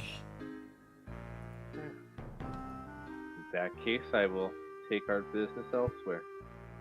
You do that. I'll turn around and probably part of my ponytail will just sort of gingerly just go ahead and not intentionally just slap him across the face as I walk away. You are outside the blacksmith. Yeah, looks like I'm not going to go ahead and get that lovely item that I requested from him anytime soon. Or ever. No, I suppose that also means the price for Saber Fang's custom claws is also skyrocketed. And getting items silvered would probably also be doubled as well. Well, I'm sure he's not the only blacksmith in Barovia, so...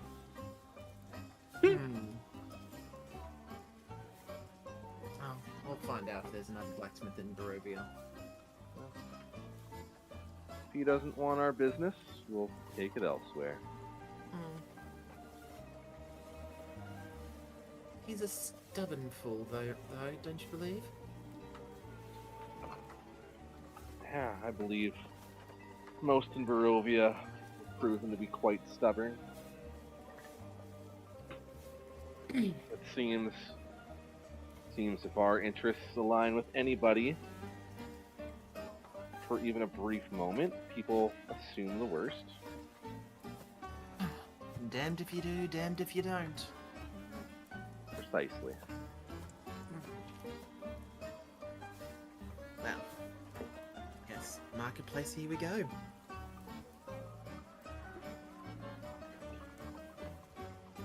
Making your way.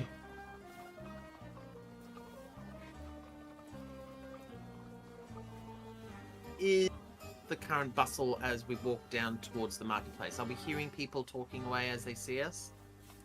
Yes. You do see some people in there, but most of the time when you pass through, they nod in acknowledgement. Quite different from what happened before when you arrived in the town of Valaki. Now they seem a bit more respectful and kind towards you. They don't tend to avoid you at all and just give you a wave here and there, although they do not seem to be eloquent and give huge displays of affection. They are at least kind to you at the moment. All people, actually. And the guards, although wary, seem a bit more at ease as you pass by.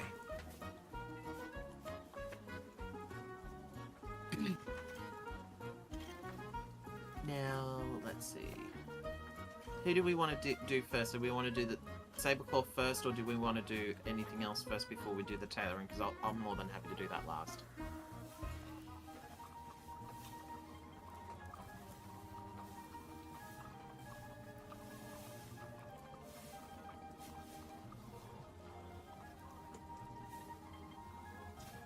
You want to do there, guys? Town. And you are currently... Let's do the here. tailoring. You are currently here, right in the front of the Arasek Stockyard. Well, if that's the case, because the tailor is near here, so we might as well do it while we're here.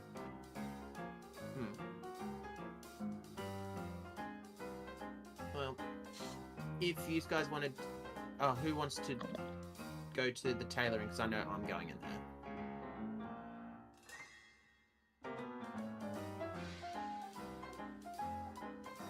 Alright. Guess it's just me going to the tailoring. Alright. I'll come and join you. Okay. Oh, Keith is just doing a phone call, so that's why. Alright. You go towards the house of the tailor there. And you arrive right at the front. The door seems to be closed. Seems to be a house, not a shop per se. Does it appear like anyone's inside, moving about, doing stuff? Or... No, but seems all quiet. But as you approach, one of the people that are setting some of the smaller shops there on the small square in front of the Arasek Stockyard approaches you and says, "Oh, hey there, fella. You looking for Cynthia? Is that it?" Is she the one that does tailoring and fixing of clothing? Yes, that would be her, but I don't think she can answer your call there, my friend. She has been sick for the past few days and is not taking any orders. But you can maybe talk to Yelena, the Arasek Stockyard. She might be able to help you. Interesting. How long has this been going on for, of her being sick? If I'm not mistaken, for the last 3 days.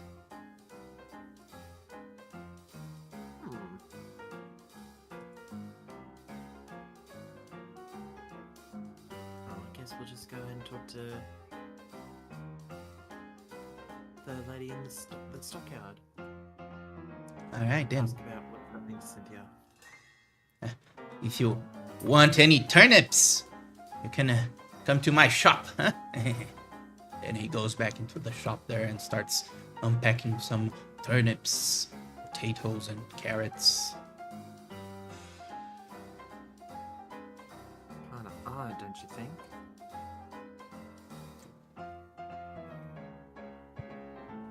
I've heard of people being sick for a couple of days, but 3 days. Yeah. Irina says, I've heard of a disease that lasts more than a week. It's something to do with a crown, maybe? Coronavirus. Okay. Well, yeah. Well, hopefully it's nothing too serious. Well, I guess we'll find out from the person in the stockyard to see if they can help, and maybe, who knows, we'll see what happens.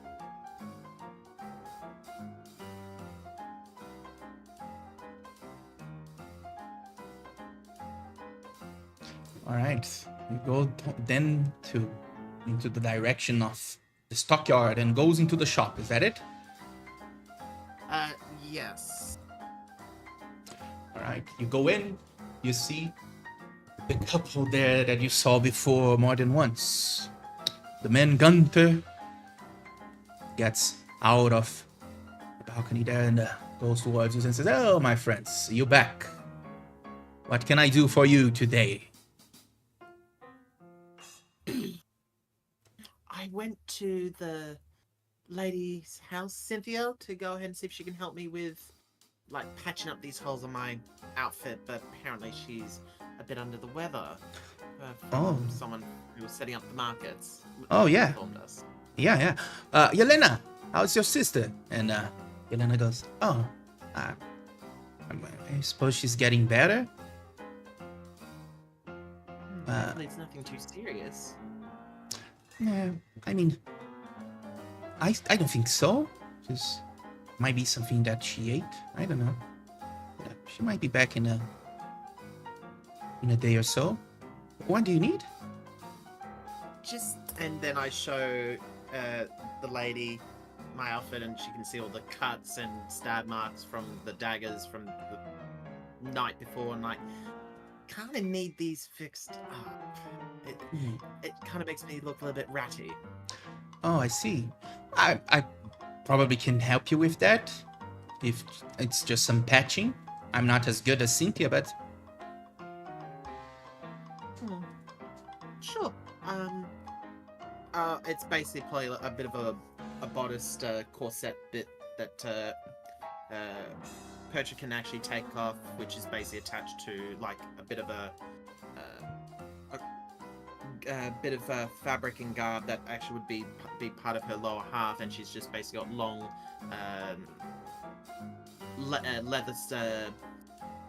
leather leggings on underneath with the bit boots, and she'll turn around and say, "Here, if you can fix that, that'd be great." Oh, sure. Let me grab you some clothing, and you can change the back there.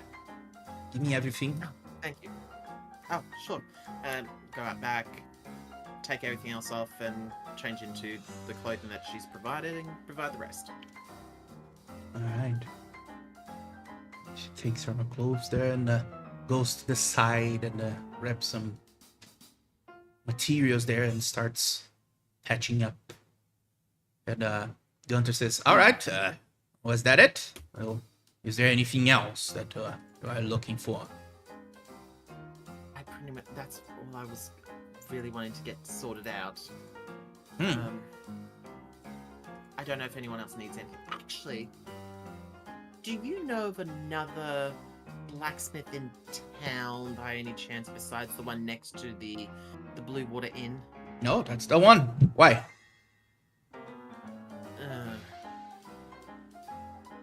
Apparently, difference of opinion with the blacksmith. How so? Is that anything to do with the Baron? Yeah, just apparently word of mouth seems to be getting around saying that we're doing things for the Baron when we're not. Oh. I see. I don't really know about this stuff. The word didn't arrive at here yet. But, yeah, I mean, if he does think that, you are not going to have a good time with him after what happened with him and the Baron, I suppose. Oh, what happened specifically between him and the Baron? Do you want a short version or the slightly longer version? Maybe the short version for now. Alright, the Baron executed both of his parents years back, and then he was alone for quite a while. Right. So he's a bit, not happy with the Baron because of it. That makes sense. Yeah, although I would say most people here have a reason or not to dislike the way the Baron does things. When the execution of them happened, it left a bad taste in everyone's mouth, especially at piercings. I mean, it was such a trivial thing that, a tragedy, I would say. Yes, that would be it.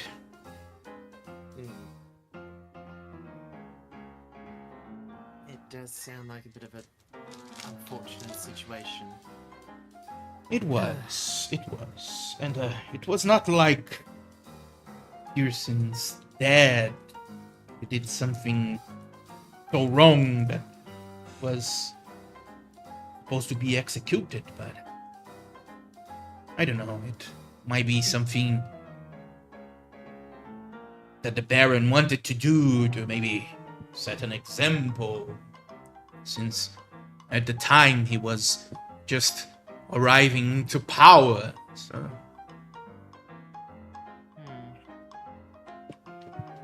Well, I guess that provides a bit of clarity of things. Yeah, that's true. I feel sorry for him. He didn't deserve that. He was only a young lad at the time.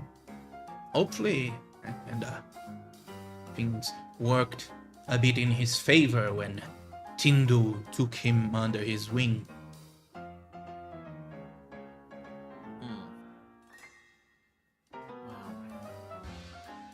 Well, hopefully he changes his mind in the future. Otherwise, it's gonna be awkward. Yeah. Tell your wife I will come back to collect those pieces of clothing that she's fixing up for me. Sure. I'll sort out payment wise. We'll sort out when we get back. Of course. You sure you don't need anything else? Actually, do you perhaps maybe have pearls, or know where we can get some pearls? Well, pearls in the plural, no. But I do have a single one, if that's enough for you. Depends on how much. Look, and he looks to the side to see if he sees his wife almost fearful of what he's about to say. And look, usually I ask for 200 gold, but after what you did for us, I can give you a knockoff there and ask for 150 gold. That's 50 gold that I'm taking off. Right. I'll look at Jeromo and whoever else may be here and sort of go, okay, 150 gold. Not such a bad. I can only chip in probably about 40 gold because I've got to reserve 1 platinum for the individual who I've got information gathering at the moment. I have got. What are you trying to get? Just the armor? No, apparently this guy's got a pearl, but he can only knock off like 50 gold because usually he sells it for about 200, so about 150 gold. I've got 10 platinum on me. I've got 8. Okay. I can chip in. Yeah, Kita has a lot of money. But what pigeon? The meta pigeon passes by. Hey, you shut up. I've got a little bit of money. I can chip in 5 platinum. Okay, so we've got 1 for 5 platinum. Who's the other? What was the other amount? I can donate up to 8, but I would like to keep some for myself. I can do 10 to cover all. 10, so that's going to be 150 right there. How about you do 8. I'll chuck in 2, because this is going to benefit everyone, depending on what item I'm identifying eventually. But we'll get Galen to hold on to the pearl.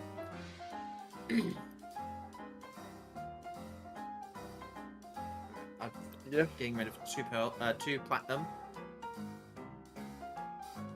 All right. And honestly, it should go to you because you're the one with identify, not me.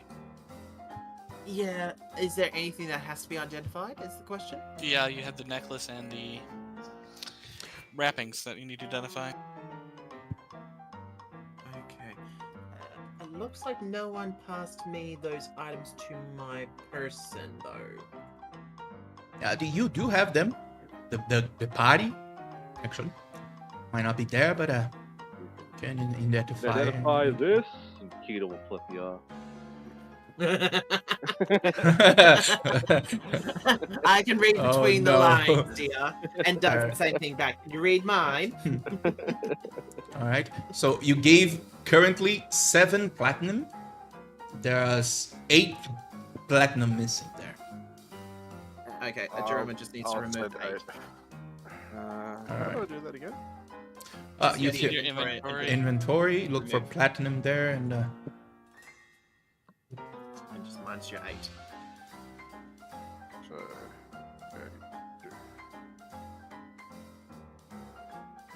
I'm sure it's not your usual business, but any interest in some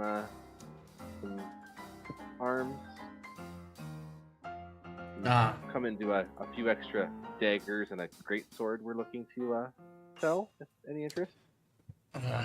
I'm sorry. That's not something that I deal with.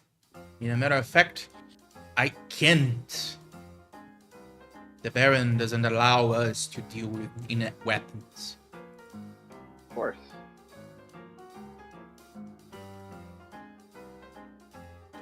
This seems a little odd that he lets somebody so opposed to him stay in business in the same field, but It's that's neither here nor there. No, it's not like Piercing has a choice. Actually, it was something that was an accord between Tindu and the Baron's father, way back. But the weapons that the Baron use, of course, are made by Piercing at the moment. But it's not like Piercing has a choice, nor anyone here. It's either that or death, so. But their relation is a bit, how can I put this? Frail, you know? I mean, the Baron despises Piercing for the way he treats him, but if there's no one else that can provide the Baron with the weapons he needs to cope it up and just deal with it, you know? A strange relationship that they have. Of course.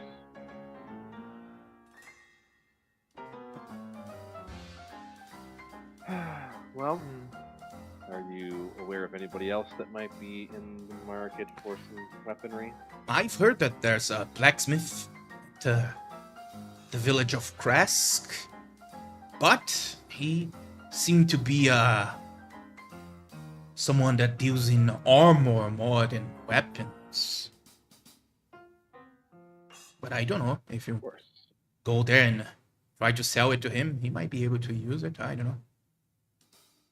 It's a bit far though. Yeah, so nobody else locally that may deal in those sorts of things then? No. Okay, well, Crest is the only one who seems to have any kind of dealings with armory and stuff. of course. Well, we appreciate the information, at the very least.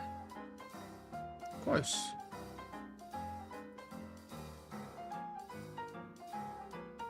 Is that it then? Unless you you happen to also have some diamonds in your wares? Oh, and that one would be a bit hard. But if I do find anything, I can let you know, I suppose. Of course, if you happen to come across any in your dealings, I would definitely be interested. Of course, of course. And look, if you're looking for some things that I don't have and are in the way of a more expensive, I would probably take a look at the lady on the woods there. I don't really deal with anything on her, but I mean, Jenny Green Teeth? yeah, I don't think you are the ones who would care about that, right? Oh, we've had dealings with her already. Oh, did you? Yeah, apparently as soon as you go ahead and make a question or try to see if you can up or bump the price down by making it cheaper, apparently she, well, knows and makes it more expensive. Oh. She's not the type to haggle. That's definitely. I see. Yeah, I've heard some strange things about her. She's a mysterious one, but I never have had any dealings with that one. And, What have you heard?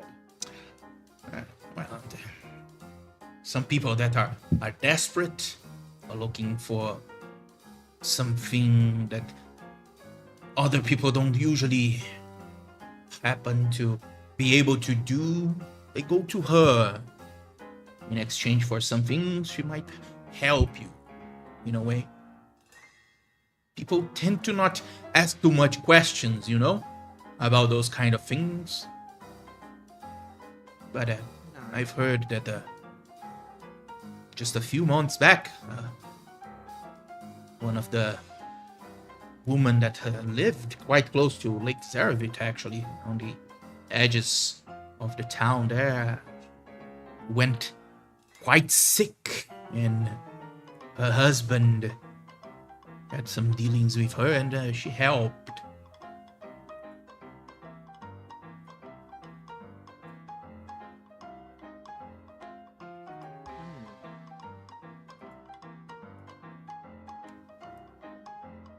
Have you been in Barovia by any chance? All my life, I was born here. My father had the Arasek stockyard, and then my father his father before that. I don't even know who was Arasek, one of my grandfathers, and along the way there, I suppose. Do you know much about Barovia history that you might know by any chance? Or have a record of it? Record, you say? Well, like a bit of history of Barovia, just like anything from, I don't know, the history of Barovia, any unusual religious orders or very unusual people who get together and formed a coalition, something like that. Just basically some really big historical events. Maybe like that. I don't. It's hard to say.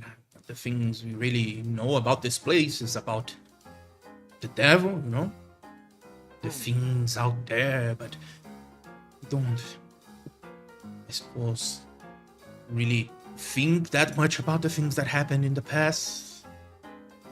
I mean, it's so, I would say, hard to live here that people don't tend to have stories to tell and pass along the way. But if you are looking for religious order, I mean, most folk here tend to look into the Morning Lord for assistance. If you want to know more about it, probably Father Lucian would be your best bet.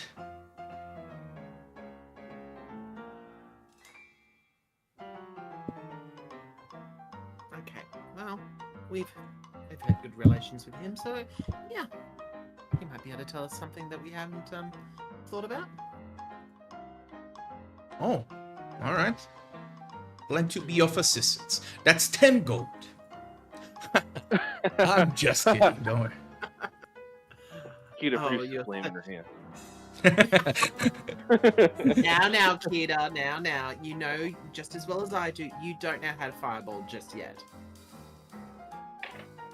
It's okay, calm down. You didn't. now. She's only You kidding. didn't know that.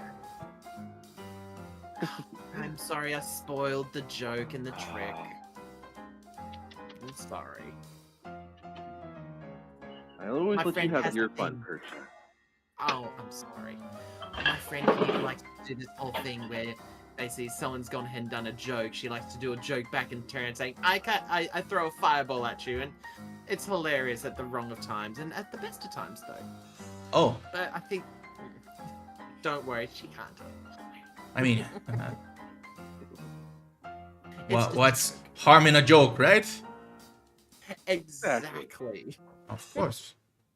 As long as you don't really fire anything, then I'm good. It's okay. Of course. I wouldn't dream to burn down your shop or anything like that. That's an odd thing to say, but all right. Oh dear Lord, someone's gonna be the death of me.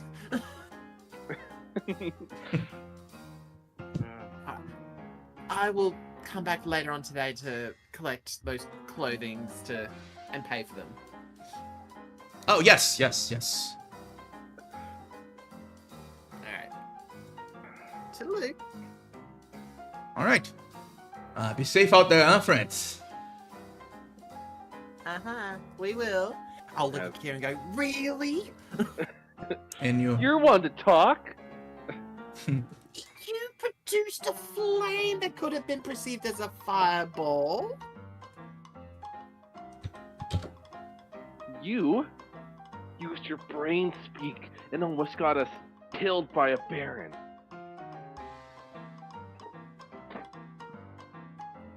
You see Petra's mouth is just like, I can't really say much about that one, can I? I can apologize for that. And he knew I was joking. Yeah. Yeah. Saved us 10 gold, didn't I? Yeah. But at the same time, Saved us. we did just get a pearl of this guy for a very good discount. Sorry. And I thought we had a friendly rapport where we could make harmless little jokes with each other.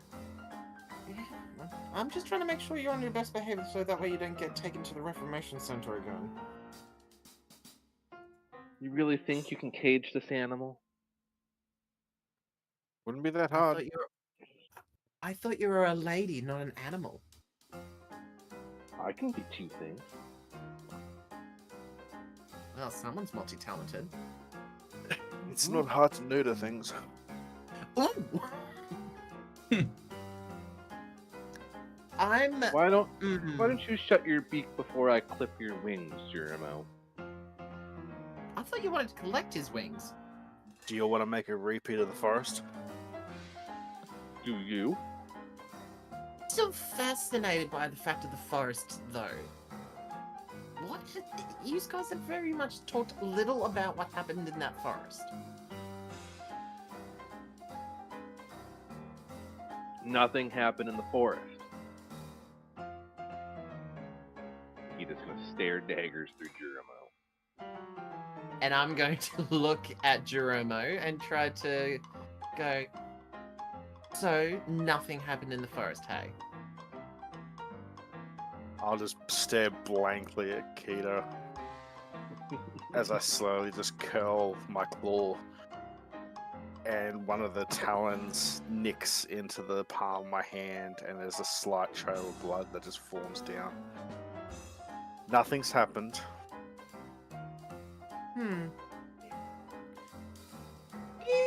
I check.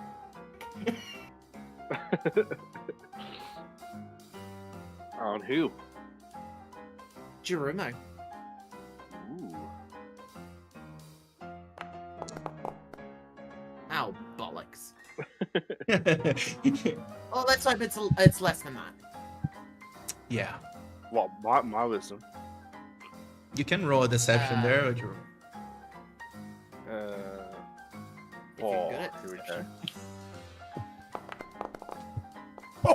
Oh no. I use my draconic. yeah. I use my draconic presence, All right. Oh, fuck. and that allows me to re-roll it again. So Sure. Come on, that one, just for that punishment. definitely. Where is that? Where is it? It should be in your features if it's a feature as part of your. There it is. Draconic. Is that it? Yes. Usability. Oh, hold on. Oh, if you fail a charisma, intimidation, or charisma. Intimidation or Yeah. persuasion. No. I was reading the wrong one. Dragons do not lie. That's true. I win! Tell me your secrets. I mean, you do know he's lying. It's not like he needs to tell you anything. But he sure is That's not. enough. Uh-huh. Right. And then as I'm looking at him, Exactly As that. I'm looking- There was yeah. nothing that happened. I can't recall the events of what happened. and you'll hear the words in your head that's going to be Perch's voice, and she's going to turn and say, "You know, I can pick up a liar very easily." And she'll just have her fingers on her chin as she's saying this, rubbing them. I'll turn my glare towards Percha. A soft little smile appears. Get out of my head. If you want to ask, grow a pair and actually ask. Alright. What happened? Because I know that's Nothing. not the truth.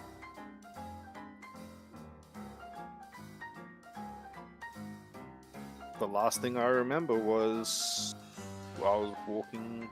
We were in the forest, Kira and I. Next thing you know, I'm waking back up and we're walking back to the forest, or back to the camp through the forest.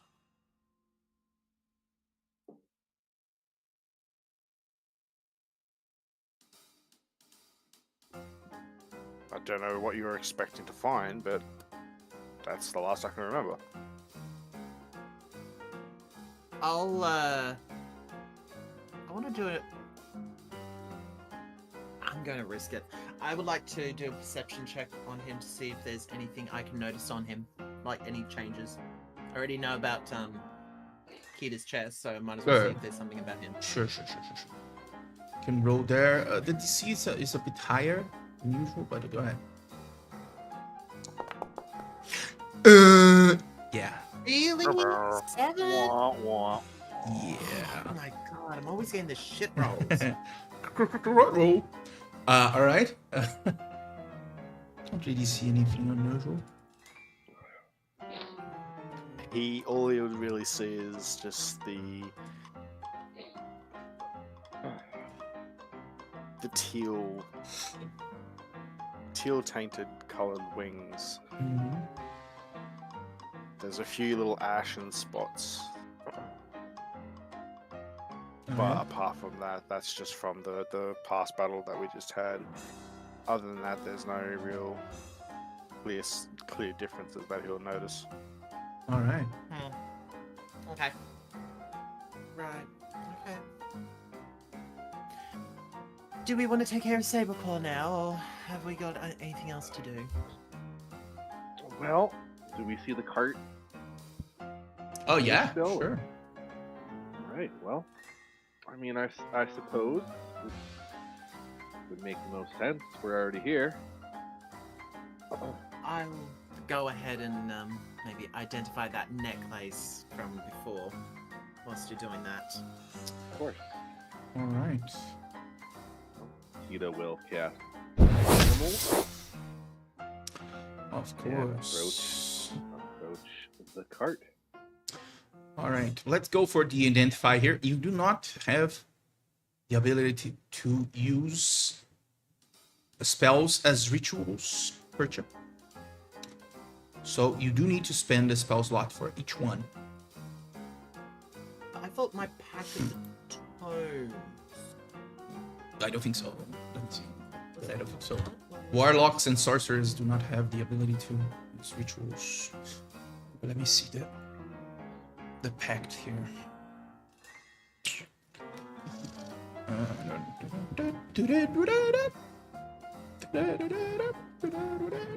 I must say that the music in this area is actually pretty upbeat and good. Especially with how our conversation's been going.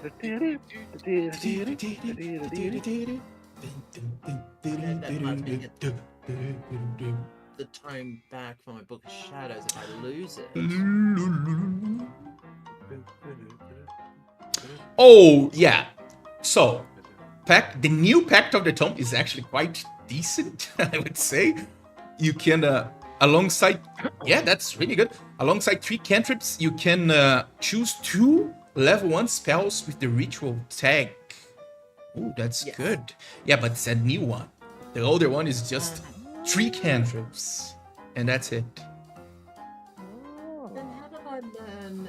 Oh wait, that was I think I learnt my the identify through Magic the- Initiate. Yes, as a bard. Yes, and you do have a free cast of Identify anytime. And you need to spend a spell slot. Let me see here, Identify. If you can do more than one, you can choose. No. The first thing you choose one object, and that's it. So each spell slot for 1, and you can use Identify for free once a day. That's fine. Right, so then I'll go here. I will have the necklace in hand, and I will do the identifying on it. All right. And the pearl has been disintegrated in the process. It goes. No, it doesn't. It doesn't. No, it doesn't. You can it use doesn't? it. No, you can use it as much as you want. As long as you have the pearl on you, you can keep using and using. Unless the spell specifies that Mhm. the material is used Yeah. while casting it. Oh, okay. I'll just have a quick read to make sure. But I don't see it saying that either. Yeah, no, it does not consume you. You can be Cool. certain that it does not happy. consume. And I added it for you there. You already know Necklace. the first one. It's a necklace of prayer beads. Mm-hmm. By the story that the Father Lucian told you, this belonged to Gabriel Andro, the one who gave the name of the church that's here. And in a matter of fact, the one that you got the bones back from. That's the one. Andro. You see that currently this necklace has some beads there that can each one of them be used to cast a spell. Currently, it has 3 uses of it. One of which you recognize with the Identify as Bless. Have 2 uses of Cure Wounds at 2nd level. But there's something strange about this thing. You realize by Identify it that one of the beads, the last one, the 4th bead, is currently completely black and devoid of any light into it. You realize that it's tainted and cannot be used at the moment. But that's 3 and access. 36 out of 3. Yeah. Hey, that's okay. Well, all right, that's good. That's a lot of uses. But let's see. And of course, you realize that it can only be used by clerics, druids, and paladins.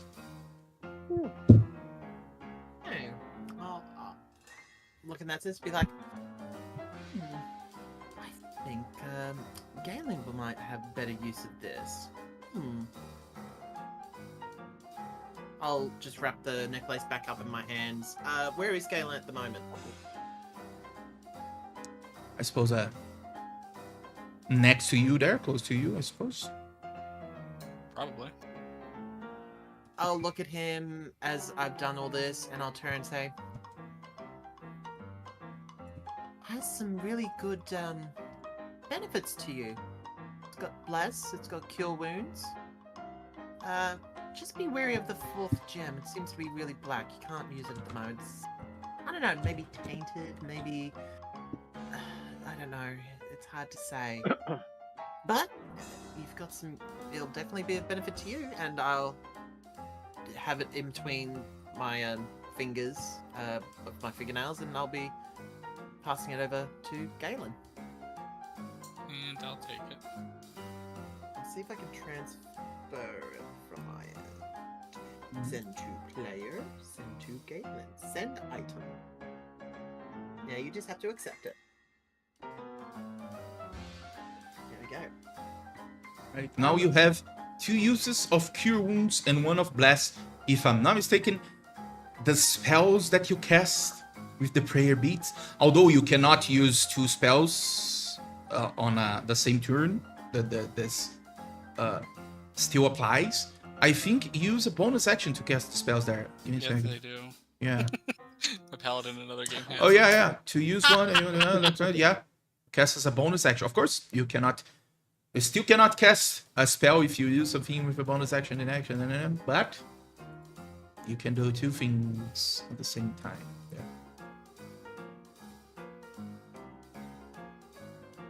These I can go over the offense if I really need to.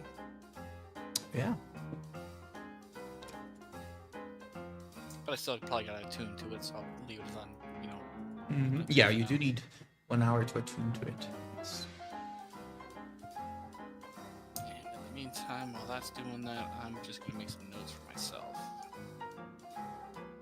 Of course. And are you going to use 1 more for the next one? Can I do identify? Oh, I can do identify again, can't I? Yeah, you can use your spell All using right. 1 of your spell slots there, 1 packed Right. magic spell slot, or Okay. the other one. It's up to you. If identify is a level 1 spell, isn't it? Yes. Okay, I'll use one of my level 1 spell slots because I don't think there's any benefits to upcasting it, is there? No. No. So I'll just use my level 1 slot to use it.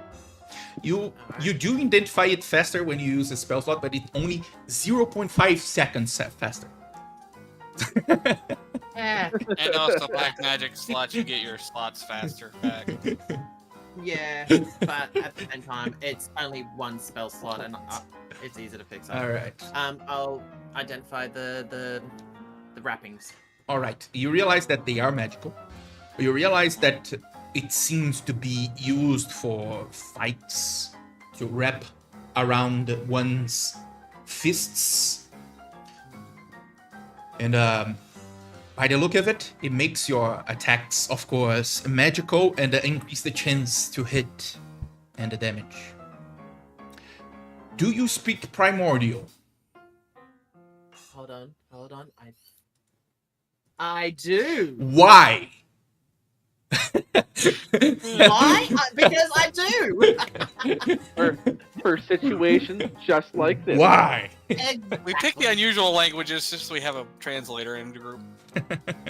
All right, so I know Infernal, Abyssal, and Primordial. If there's anything else I want to learn, I will go ahead and learn another language if I have to. But what do I learn? as you Hello? identify it, and now you can read this scripts on this wrapping, you realize that it says in primordial, in a language that you, of course, by knowing, I don't know why you know it, but you do. It's the language of elements, and it says, "Be blessed by the 4 elements," but that's about it.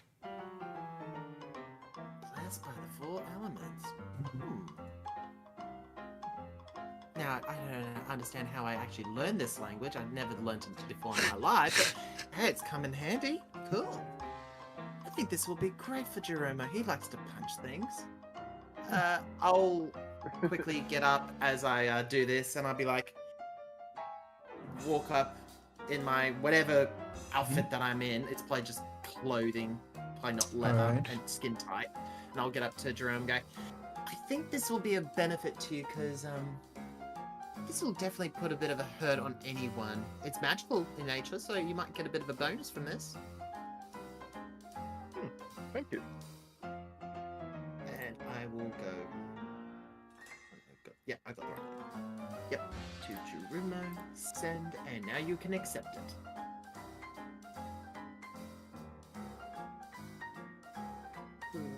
That one does not need attunement. Only needs to be equipped. Now that you know what it does, it's going to do what it does. So, And it's automatically equipped. yeah, alright. So you already have I- it equipped there at the moment. Yes. And as he puts it on, I'll turn and say, this language here, just so you know, this is primordial. It's quite old. Again, I don't know how I know this, but I do know that it's old. It says of the elements, just so you're aware. And I'll point out where the writing is so that he's aware. Thank you. You're welcome. And thank you for the prayer beads. Oh, and that one you'll need a bit of a rest and attunement to it, so you won't be able to use it right away. He will be used to use it right away. It does not Yeah, he need- can use it. I can't. Yeah, really? yeah. It doesn't have an attunement, that one. You need to know the necklace does. for it to Then, work. like- You do need to know exactly what it does, but now that he does, Oh, right. yeah, no need for attunement. It's equipped there. Okay. I do need to give you the effect there for extra damage, I suppose. Because it only did say magical, the description of it saying about magical damage and resistance, but it didn't say anymore. Yes, your attacks become magical. You get 1 extra damage and 1 extra bonus to attacks. Nice.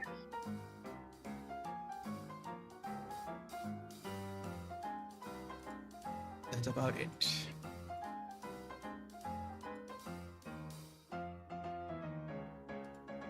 All right, and let's go now for the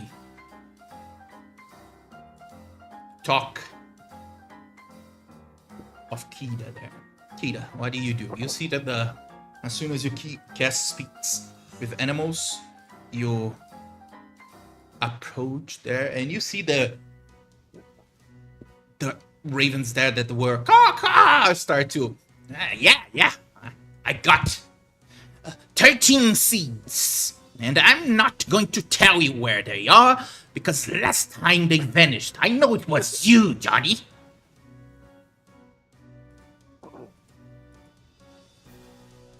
Oh, Me? look who's back! Look who's back! Of course I'm back. So, what do you want there, Groundwalker? Nothing with you. That's rude. Well, unless you want to be the hand that Kitty bites, Nah. you might No. want to fly off. Oh, all right. We will take a look from over there. And they fly up and perch into a higher ground there in one of the houses, others on the fence. There goes Kita talking to those birds again, and can't understand a word she says. Yep. I will approach the chained door. All right. Well, What I ab- told what you about I'd be Sven? back. Saberfang. Are you mocking me, Two Legs? It's Saberclaw. Saberclaw, my apologies. I mean, At least I didn't say Popo. Oh. You talk to Master, huh? I did. You are not allowed to call me Popo. Only Master is. Well, if that's your prerogative, then so be it. But you see, I made you a promise last time I was here, did I not, Saberclaw? You did.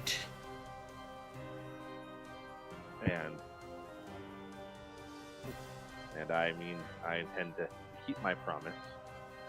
However, your master, his confidence in you isn't quite where mine is. Hmm.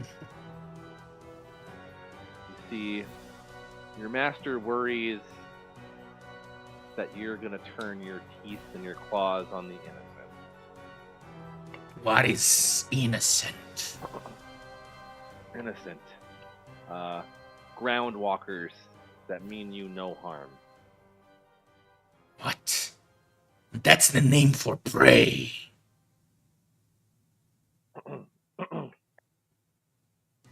Well, you see, things like me, things like my friends, not always prey. Not always, but most of the time.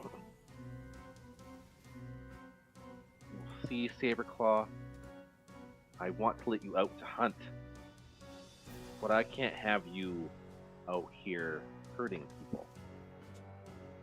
People that don't deserve to be hurt. What is deserve? The way you speak is strange. I don't really understand what you mean. 2 legs. Huh. 2 legs that mean you no harm are not to be harmed, Saberclaw. Why? What if I need to feed? There are creatures in the woods, in the wild. Deer, wolves. I am a creatures good like that. I am a good hunter. But even the greatest of hunters sometimes get no game. It's not for me to choose who my prey is going to be. The weak are supposed to feed me out there. That's the way. That is not the natural order of this place, though, Saberclaw. What? There's a hierarchy,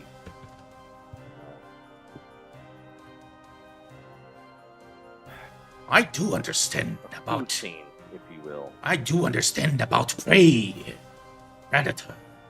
There are some of you two legs that are way too tough to be prey, but there are those who are soft and good prey. Those are easy to hunt.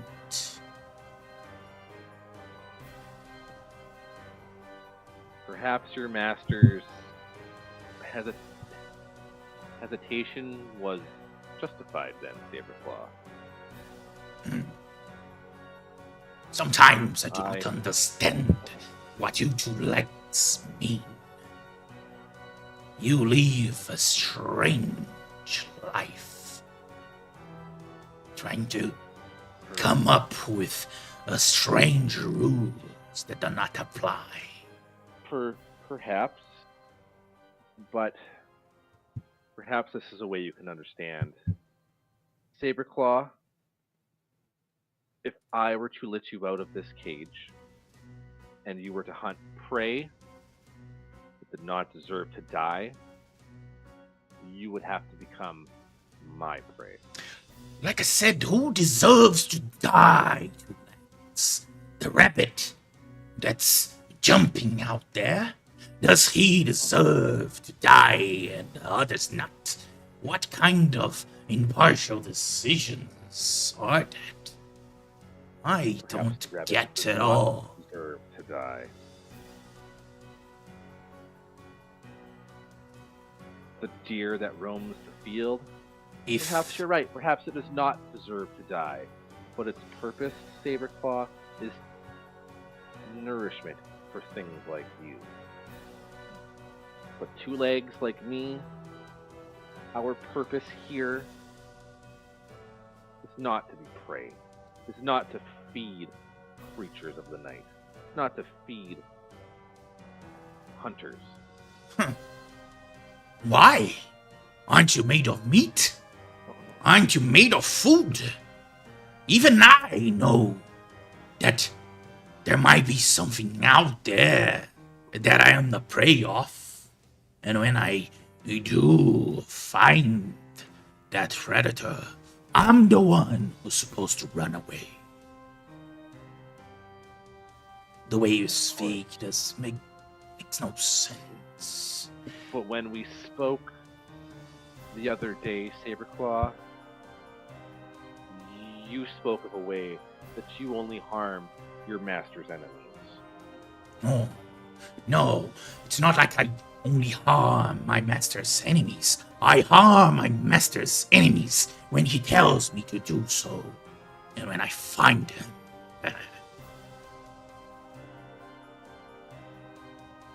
So if you can make the distinction to not hurt those that are not your master's enemies, can you not also see in your being to not harm those that are too easy to prey upon? I suppose I can see the difference between 2 legs and 4 legs. But what if I'm out there and I'm hungry and the only thing that I have to hunt is the 2 legs? Am I supposed to die and leaving me? Well, it's not. You see, that is a dilemma, Saberclaw. But there are enough things for creatures like you to prey upon that you should not have to turn on 2 legs. Well, And I'm sure in the wild there are 2 legs that will take arms against you. Bury metal into your hide. only feel of the 2 legs a predator for me. Are you going to allow me to leave or not? You see, I'm starting to understand your master's hesitation, Saberclaw. You're a liar, then.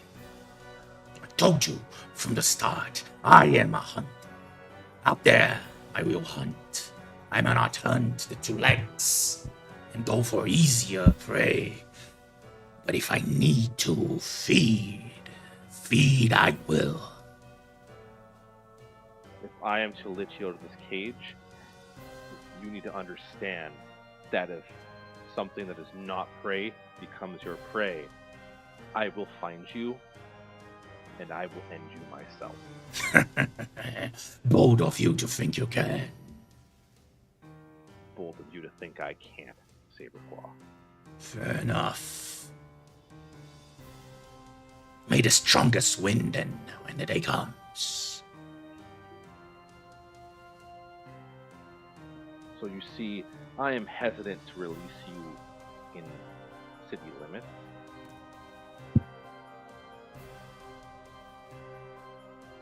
Let me find a way to move you to the wilderness, where the prey that your kind should hunt live. Is that reasonable? I don't care. But when I'm out there, everything will be my hunting grounds.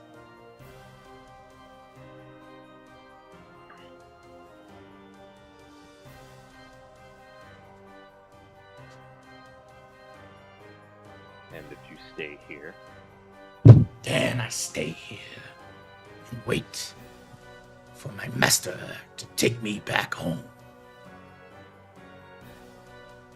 where is home, Saberclaw? The tundras. Yes, where game's plenty. Where two legs hunt us, but we hunt them in return.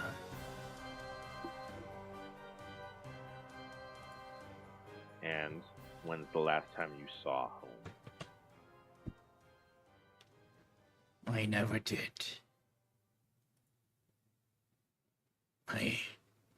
So, My parents were hunt when I was just a cub. I don't even remember that well. All I remember was the kindness of war. It took me and fed me. I never once was hungry. But he showed me in our travels what it could be. But sadly, we didn't arrive where he wanted me to go.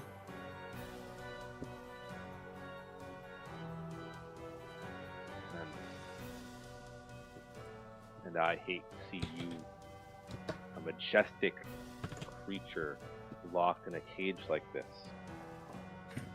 But I need you to understand, if you were in the tundras, your hunting ground would be the wilderness, not civilization, not where the two legs. I would probably tend to avoid where there are plenty of two legs. But if they wander off, they would be a feast. You speak of your pack, Saberclaw. My offer is for the two legs to be part of your pack. And I cannot guarantee that none will turn against you.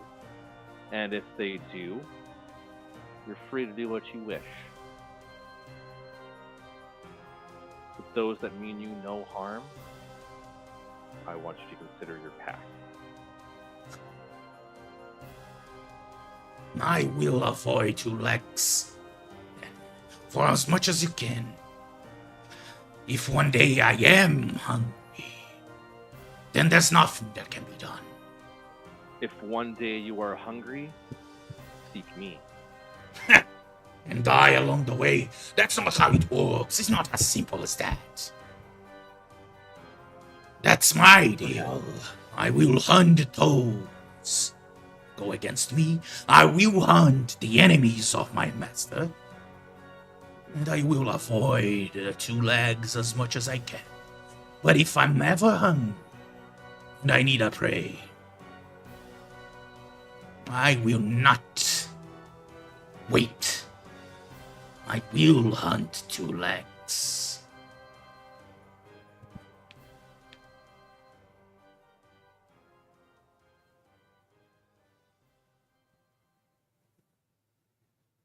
Well, I am nothing if not a woman of my word, Saberclaw. And I made you a promise that I would release you. That I would speak with your master and find a way for you to be free. So, in a show of my good faith, I'm going to do that. So be it. And to show you that I am a creature of my word, it is also my word to you, Saberfang. Saberclaw, asshole. Saberclaw. Po-po. If you turn your your claw against an innocent, you will be my prey. So be it. Let me go. And let me hunt. Yep. And Kita is going to pull the key from her pocket and unlock the cage. And I will open the door.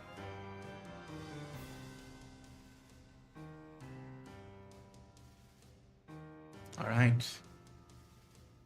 He slowly leaves the cage, and as soon as he does, you realize that this cat is massive. On 4 legs, he has close to your height, Kita. Seems to you more like one of the biggest cave bears that you ever seen. Okay. 2 massive tooth there right at the front. As soon as he climbs off, roll me an insight. Alrighty.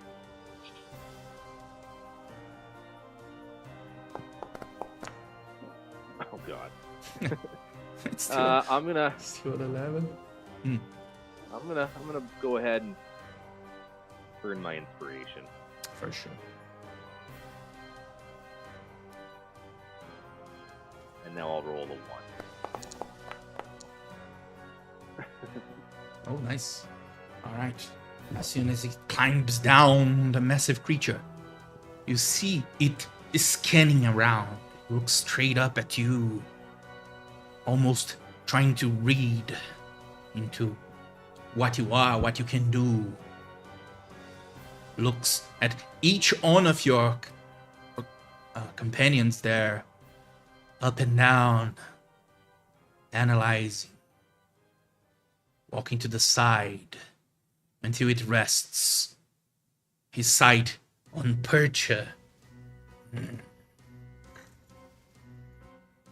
Goes a bit closer, but takes the side.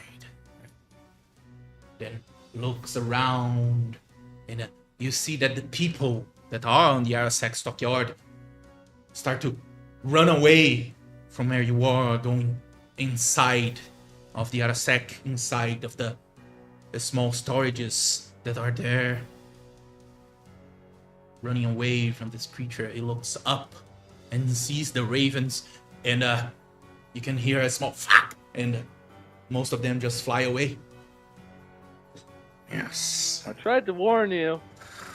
Where's the forest den?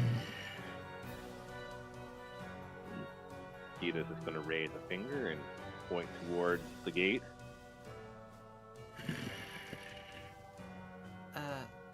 Kita, why are you pointing that way for? Is there something that you're not telling us? And you see Kita's the just massive stays silent and cat starts to walk away, looking to the side at the other. You see that from the moment he got off the wagon, he was already looking for something to hunt. Starts to slowly walk towards the southern exit of town. You can hear a prowl until you can't hear anything anymore, and it disappears.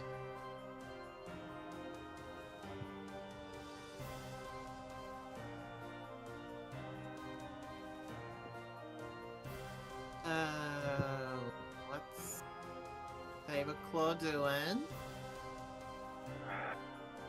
Saberclaw's doing what creatures like him do best. He's off to hunt.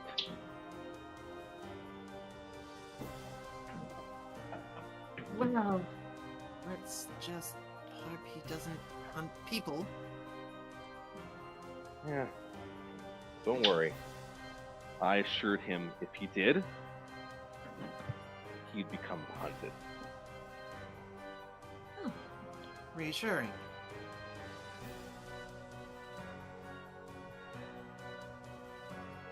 Oh, one thing though, you do realize that the creature that just left had armor. Okay.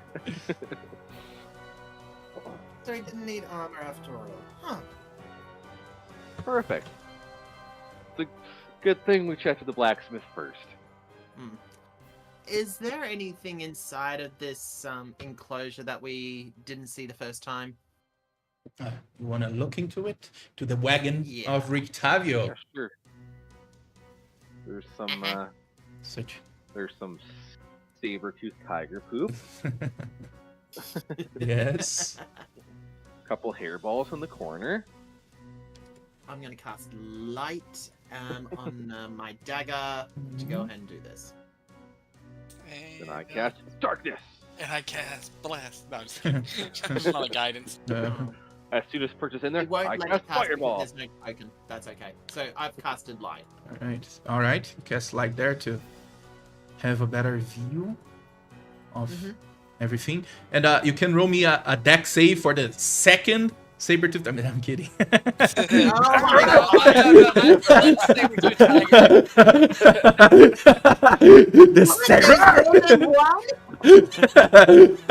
That one Now saber there's thing. two of them. Can we tell that to Clint anyway and just say he killed him? All right. Oh, that was funny. So, he's out. The sable claw, of course.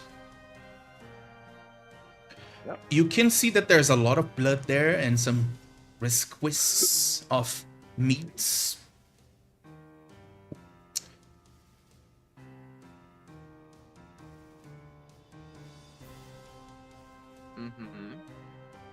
All right. And anything, the only thing you see inside this thing is a torn up doll. Seems to be the toy of Saberclaw. You can roll a investigation there, Bircha.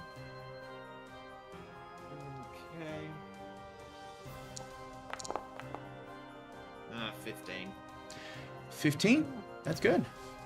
You realize that the doll there that you see is the exact image of the Vistani. And it has a small phrase stitched into it. It's no fun, it's no blisk.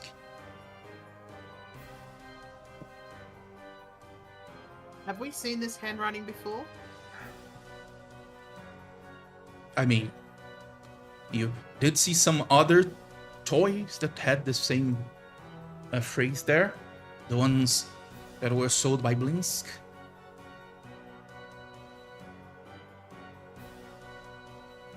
It's very odd, isn't it? I'm going to say that to myself. That's very odd. Kita? All right. Can I just describe the rest here? Sure, sorry. You also find at the front, it's 15 that you got, right? All right. You do find a compartment there. A secret one right at the front. Did I find a staff? Did I find a magical staff? That would be so great. No. But there's a lot of things there. There a small prayer book with green leather cover. There's also a wooden coffer with 15 electron pieces and some gemstones that seem quite valuable. There's a healer's kit, a short sword that seems to be silvered, a hand crossbow with a big pearl impearled into it, a bundle of 20 crossbow bolts that also seem to be silver, a worn leather case that seems to be worth 100 gold. There are some sharpened wooden stakes, some sacks of garlic, jar of salt, and a box containing holy water. 6 vials you recognize. There's also a steel mirror and a silver stopper and chain. The tube seems to contain some kind of scroll inside. I'm going to, as I shine this through, I'm going to go ahead and go, guys, and I'm going to gesture him in and say, I think Rictario has been holding out on us. There's a lot of things here that don't match up to his wondrous carnival.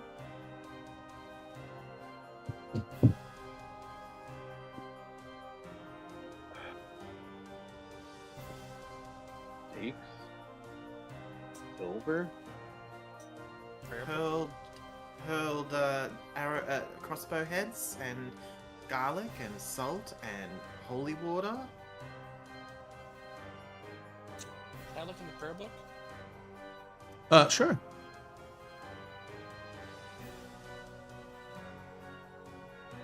I don't know if that's actually an item or not. It is. It is a book. It is. But they're just some prayers. But it seems to be valuable, in the least. There's a lot of ornaments into it.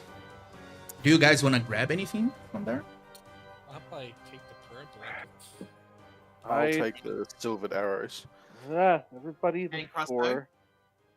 before we start putting our hands on these things, Rictavio has proven to be valuable to us, has he not?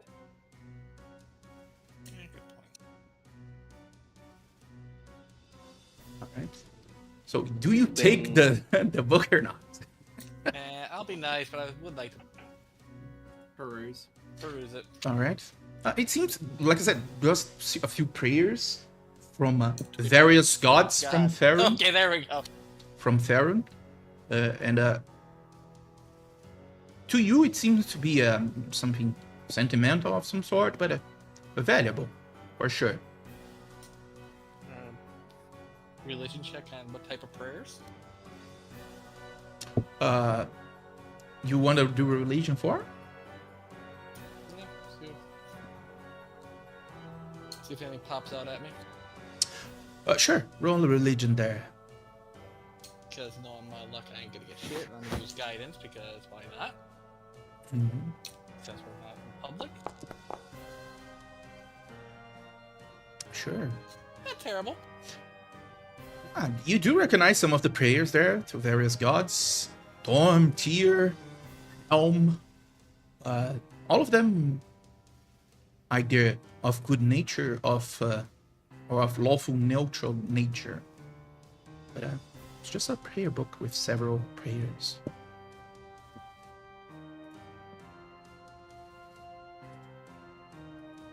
Anything that links them together, No. like purpose-wise. I mean, protection probably. Interesting. I'll probably explain it to the others, but then I'll put the book back. You said there was a leather casing that's like worth about 100 gold. Well, there was something about a casing of sorts.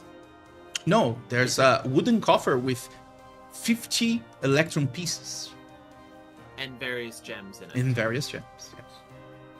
Okay.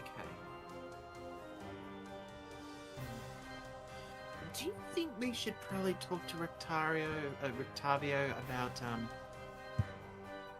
these items that we found? Because I have to admit, finding this doll looking like very much like similar to the one that we saw that resembles Irina, but this one looks like the Vistani.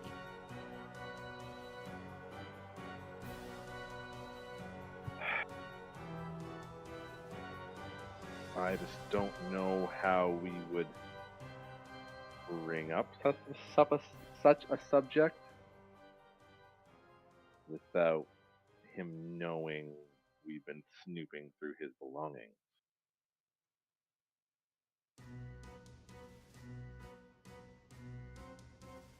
I think we can all agree that this proves that this bard is more than he's letting on to be.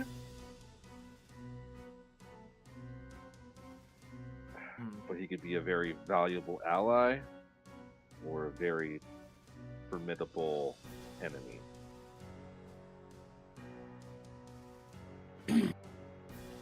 Well, I just find it interesting that he claims to be just a simple bard, but he has garlic, holy water, and stakes, and all these other things. I honestly think he's not letting on more than what he knows, and I don't know, it just feels like him being a bard is just a cover story. Because if it was a simple bard, this wouldn't be the case. I don't think anybody's disagreeing with that, Percha.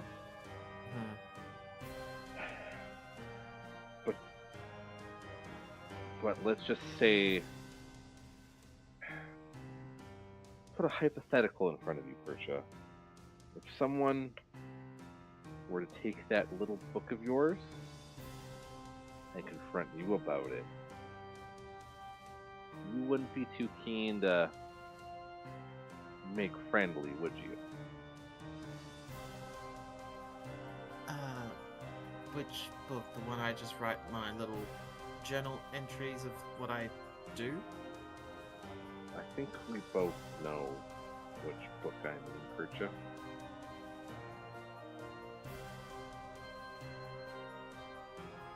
Ooh. I feel like going and doing a deception check to go and pretend I don't know what she's keeps talking about. I mean, if I remember correctly, she let it go on one of the first sessions, but she sure knows something about the book. Might not know everything, but knows you have it and knows there's something strange through it.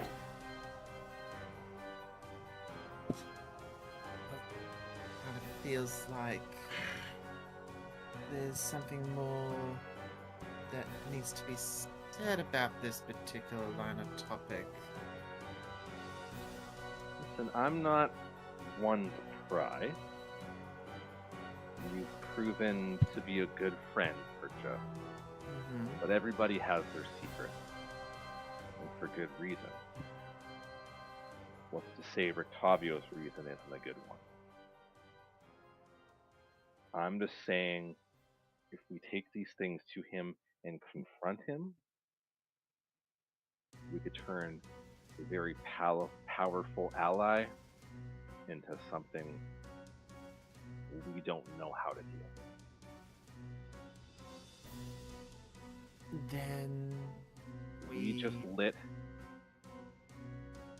just lit his popo into the wild, despite his hesitance to it. And now you want to take something he was clearly trying to hide from the public, something he was trying to hide so much he left it behind Saberclaw. And you want to confront him with it, and you think that's not going to end badly. Well, I wasn't thinking about publicly going ahead and actually confronting him. I was thinking more discreetly. But I mean, even since you made if a we point. do this discreetly, he's going to find out we were snooping into things that we shouldn't do. I think there's probably a way to go about this. I just think before we question Rictavio about this, we need to sit down and we need to figure out exactly how we're going to do this. Alright, not opposed to that idea. I'm going to assume if Rictavio has these things, he knows how to use them. Well, that So for one now, I agree think with. it's better to tuck these things back away where we found them. And when the time is right, we will find a way to talk to Rictavio. I won't disagree with that idea then.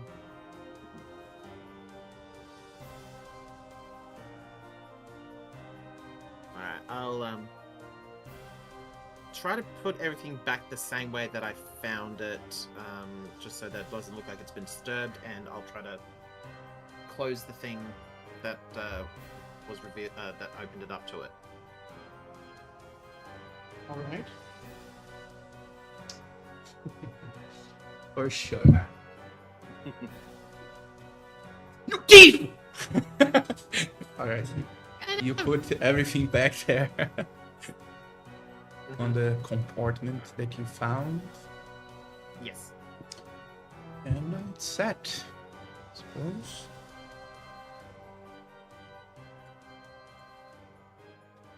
At least I'm not having to do a roll to go and put it all back the way I found it. That way it looks like it isn't disturbed. Is that worse? Yes, it would be worse. It is. That Yeah. is worse because I don't know what kind of roll that is, and I don't really think I've got the skill to do that. Yes. Probably an intelligence check.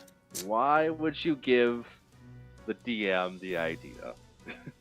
Because I said it You- after the fact. I said No, it after the fact. don't You worry. can't really do it now. don't worry. Fantastic. Don't worry. I already used something for this, so don't worry.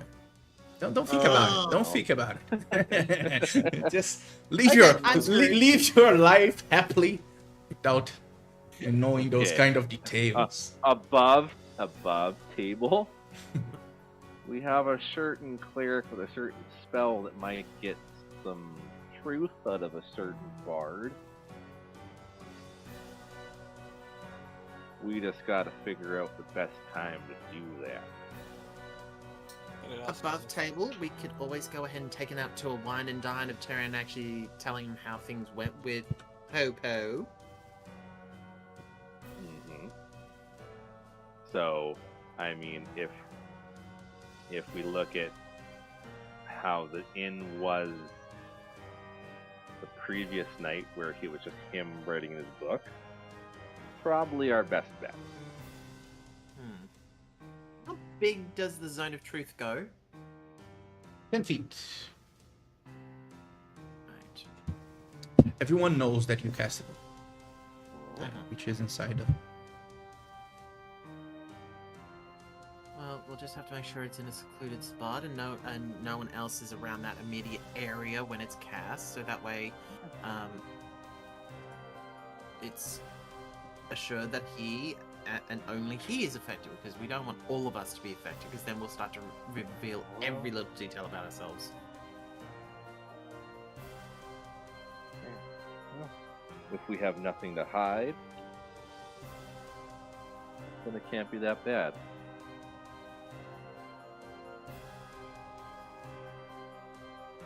I'm just saying, just in case. Well, you make a point. I will agree. But Because then he'll have the advantage of asking us questions, and we have nothing else but to tell him the truth. if that's the case, then maybe we're better off laying all our cards on the table. If Rictavio is the kind of man that has stakes and holy water hidden away,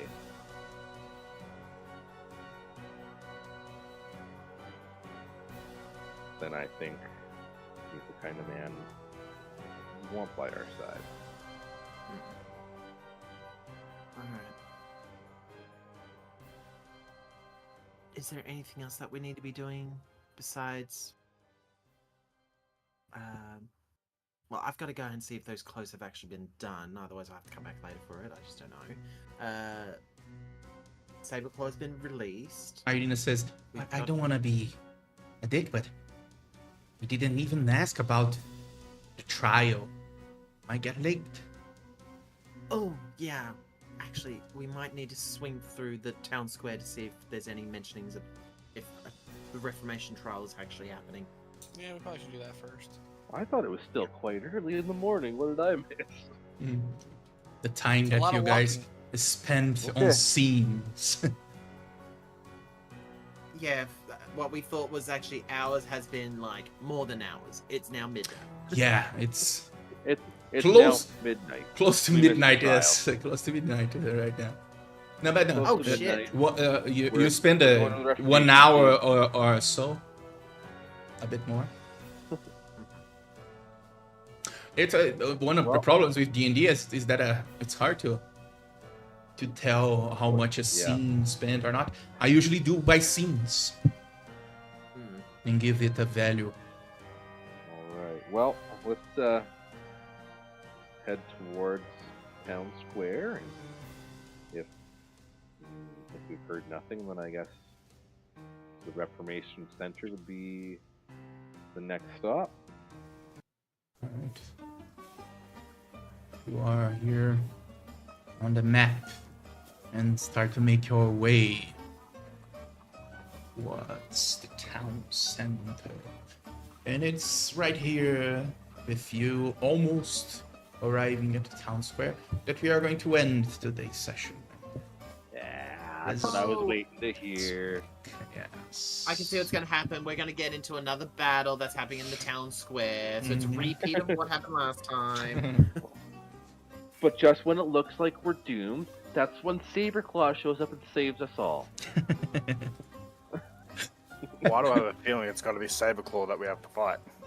Oh boy. Uh, You asked for your wish too early.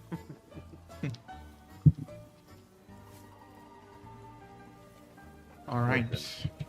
I'm a firm believer that Saberclaw's gonna pop out of the abyss one day and save us all from imminent death. Okay, it's gonna happen. He's not gonna eat a child. That He won't you head know straight of. for the He won't head straight for the Vistani camp and eat the little girl we just saved. Actually, did that doll look like Arabelle or any child from the village? Oh, only a Vistani. Just Vistani. Looks like Madame Eva. Well, Yeah, that's it's a fair way. it's more the clothes there. There are no details on the face or things What like about that. a But smell or a scent? Hmm? What about a smell and a scent to it? oh, it does smell terrible, like saliva that got dried. Smelled like Saberclaw breath. That doesn't sound great. That he's been chewing on this. It's fine. It's just a toy. Really? Is it? Yeah, it's perfectly fine. Insight.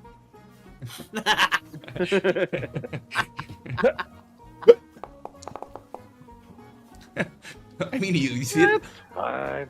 It's too far away for you to incite this. Maybe I'll try. Oh, Even further away. even worse. You don't even understand him. That's it's even worse. All right. All right, guys, gotta go. See you next week. Hopefully with Gray with us. Don't know how his character is going to pop up, but he's out there somewhere. We'll figure it out.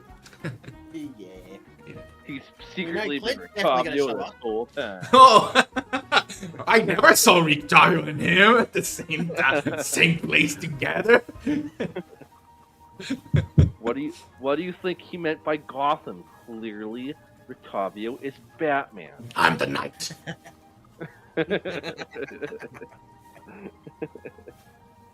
Where's the Joker? Where's the? And I point to Lord Vargas says, maybe there? I mean, He's the biggest joke. no.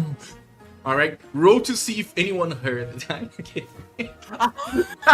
Okay. What are we rolling? Where is the Joker? What? You said 2d20, right? one of my groups. They arrived at Valaki, and then of course they were warned at the gates about Baron Vargas, that he doesn't like things to be done behind the same thing that happened to you. The first thing he did, he said, I'm going to look at this motherfucker. He said he was going to take the pamphlets of the Blazing Sun down and put his on. I mean, Oh dear. oh, That's fine. some players just.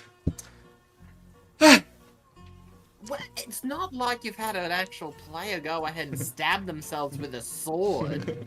Yeah, like Yeah. session No. 3, yeah, that's never happened. I mean, look, I'm going to say the same guy who tried to do this. I mean, he didn't really do that because, I mean, the group realized what he was trying to do and stopped him. But he was the one who killed himself on the house. I told you that it happened more than Clint once, didn't right? try to hang He was the one. flyers. Killed him, and his was even worse than Clint's, because he killed himself to revivify, but he was the cleric, and no, Oh my god. no one else could use that. He didn't know at the time, and I was like, oh. God. Yeah. Oh. That's Yeah. that's bad. That's that was rough. On the day there, that was rough. Well, maybe stabbing yourself in real life and in fantasy is not a good. It might not be the answer, yes. I mean, if at least that I could teach you guys, I'm happy. Yeah. Do not stab yourselves. Well- It does not fix anything. Well, Clint definitely has learned. Releasing the bloodthirsty saber-toothed tiger is always a good idea. Yes, that was a good idea, I suppose. So, It's not gonna Clint, in go the midst of this- badly. Mhm. is Clint with us, or was he back at the inn? No, he's there, I suppose. I didn't know if he was going to show up out of nowhere. So Yeah. just came Well, along. I was about to turn and say, let's turn and say for Clint to go ahead and go for a walk somewhere in town by himself and see what happens. He's in the Reformation What? Center in under 10 minutes. No, I was thinking that Saberclaw would have come into town Yeah. to go and look for him and actually use as a clawing post. It's going to get the name of Clint Speedrun. Everyone who wants to see who's the first one to get to the Reformation Center, they do the Clint Speedrun. The Clint percent. Yeah. Exactly. Yes. Clint percent. No, do you have an inspiration there? No, I don't. You I do just- have one. Yeah. Oh my god.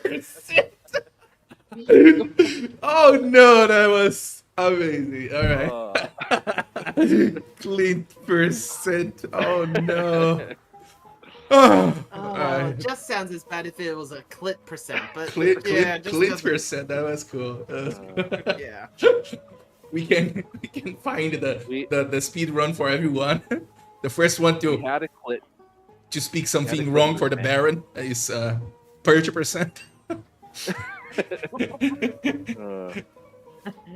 It's like, how stupid can you get in burying yourself in your mouth? Because you literally have deep-throated yourself too far. Yeah. That's all I've done to myself, is I've definitely gone, spoken too much and too, not never And- stop. Can anybody in this campaign say they haven't made a stupid choice yet? I think there's not a campaign that exists that all the players didn't do at least one thing that was hell, like horrible. Yeah, Okay. mine paid off usually.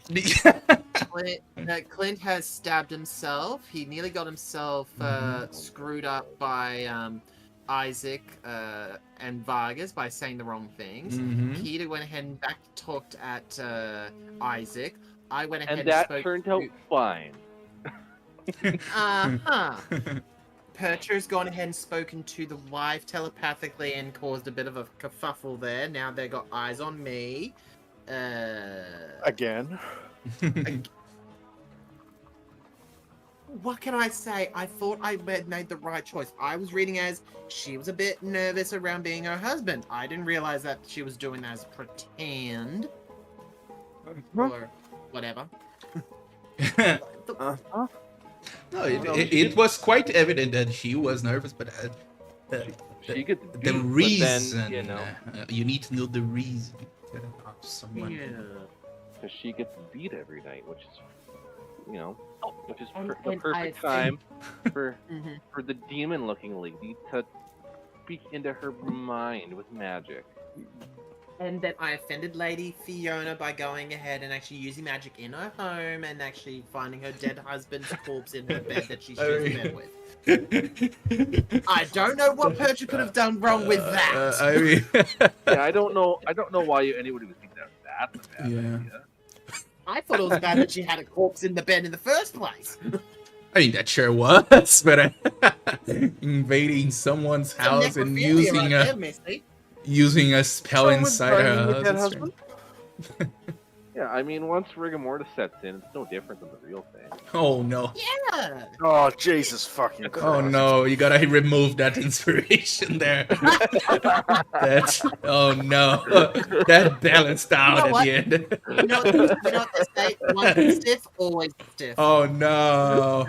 Yeah, I gotta go. That's why she got a heater for her thighs. I gotta go. That's that was my cue. Sorry. All right. You know, just destroy the mental capacity Yeah, of the DM. Nice work.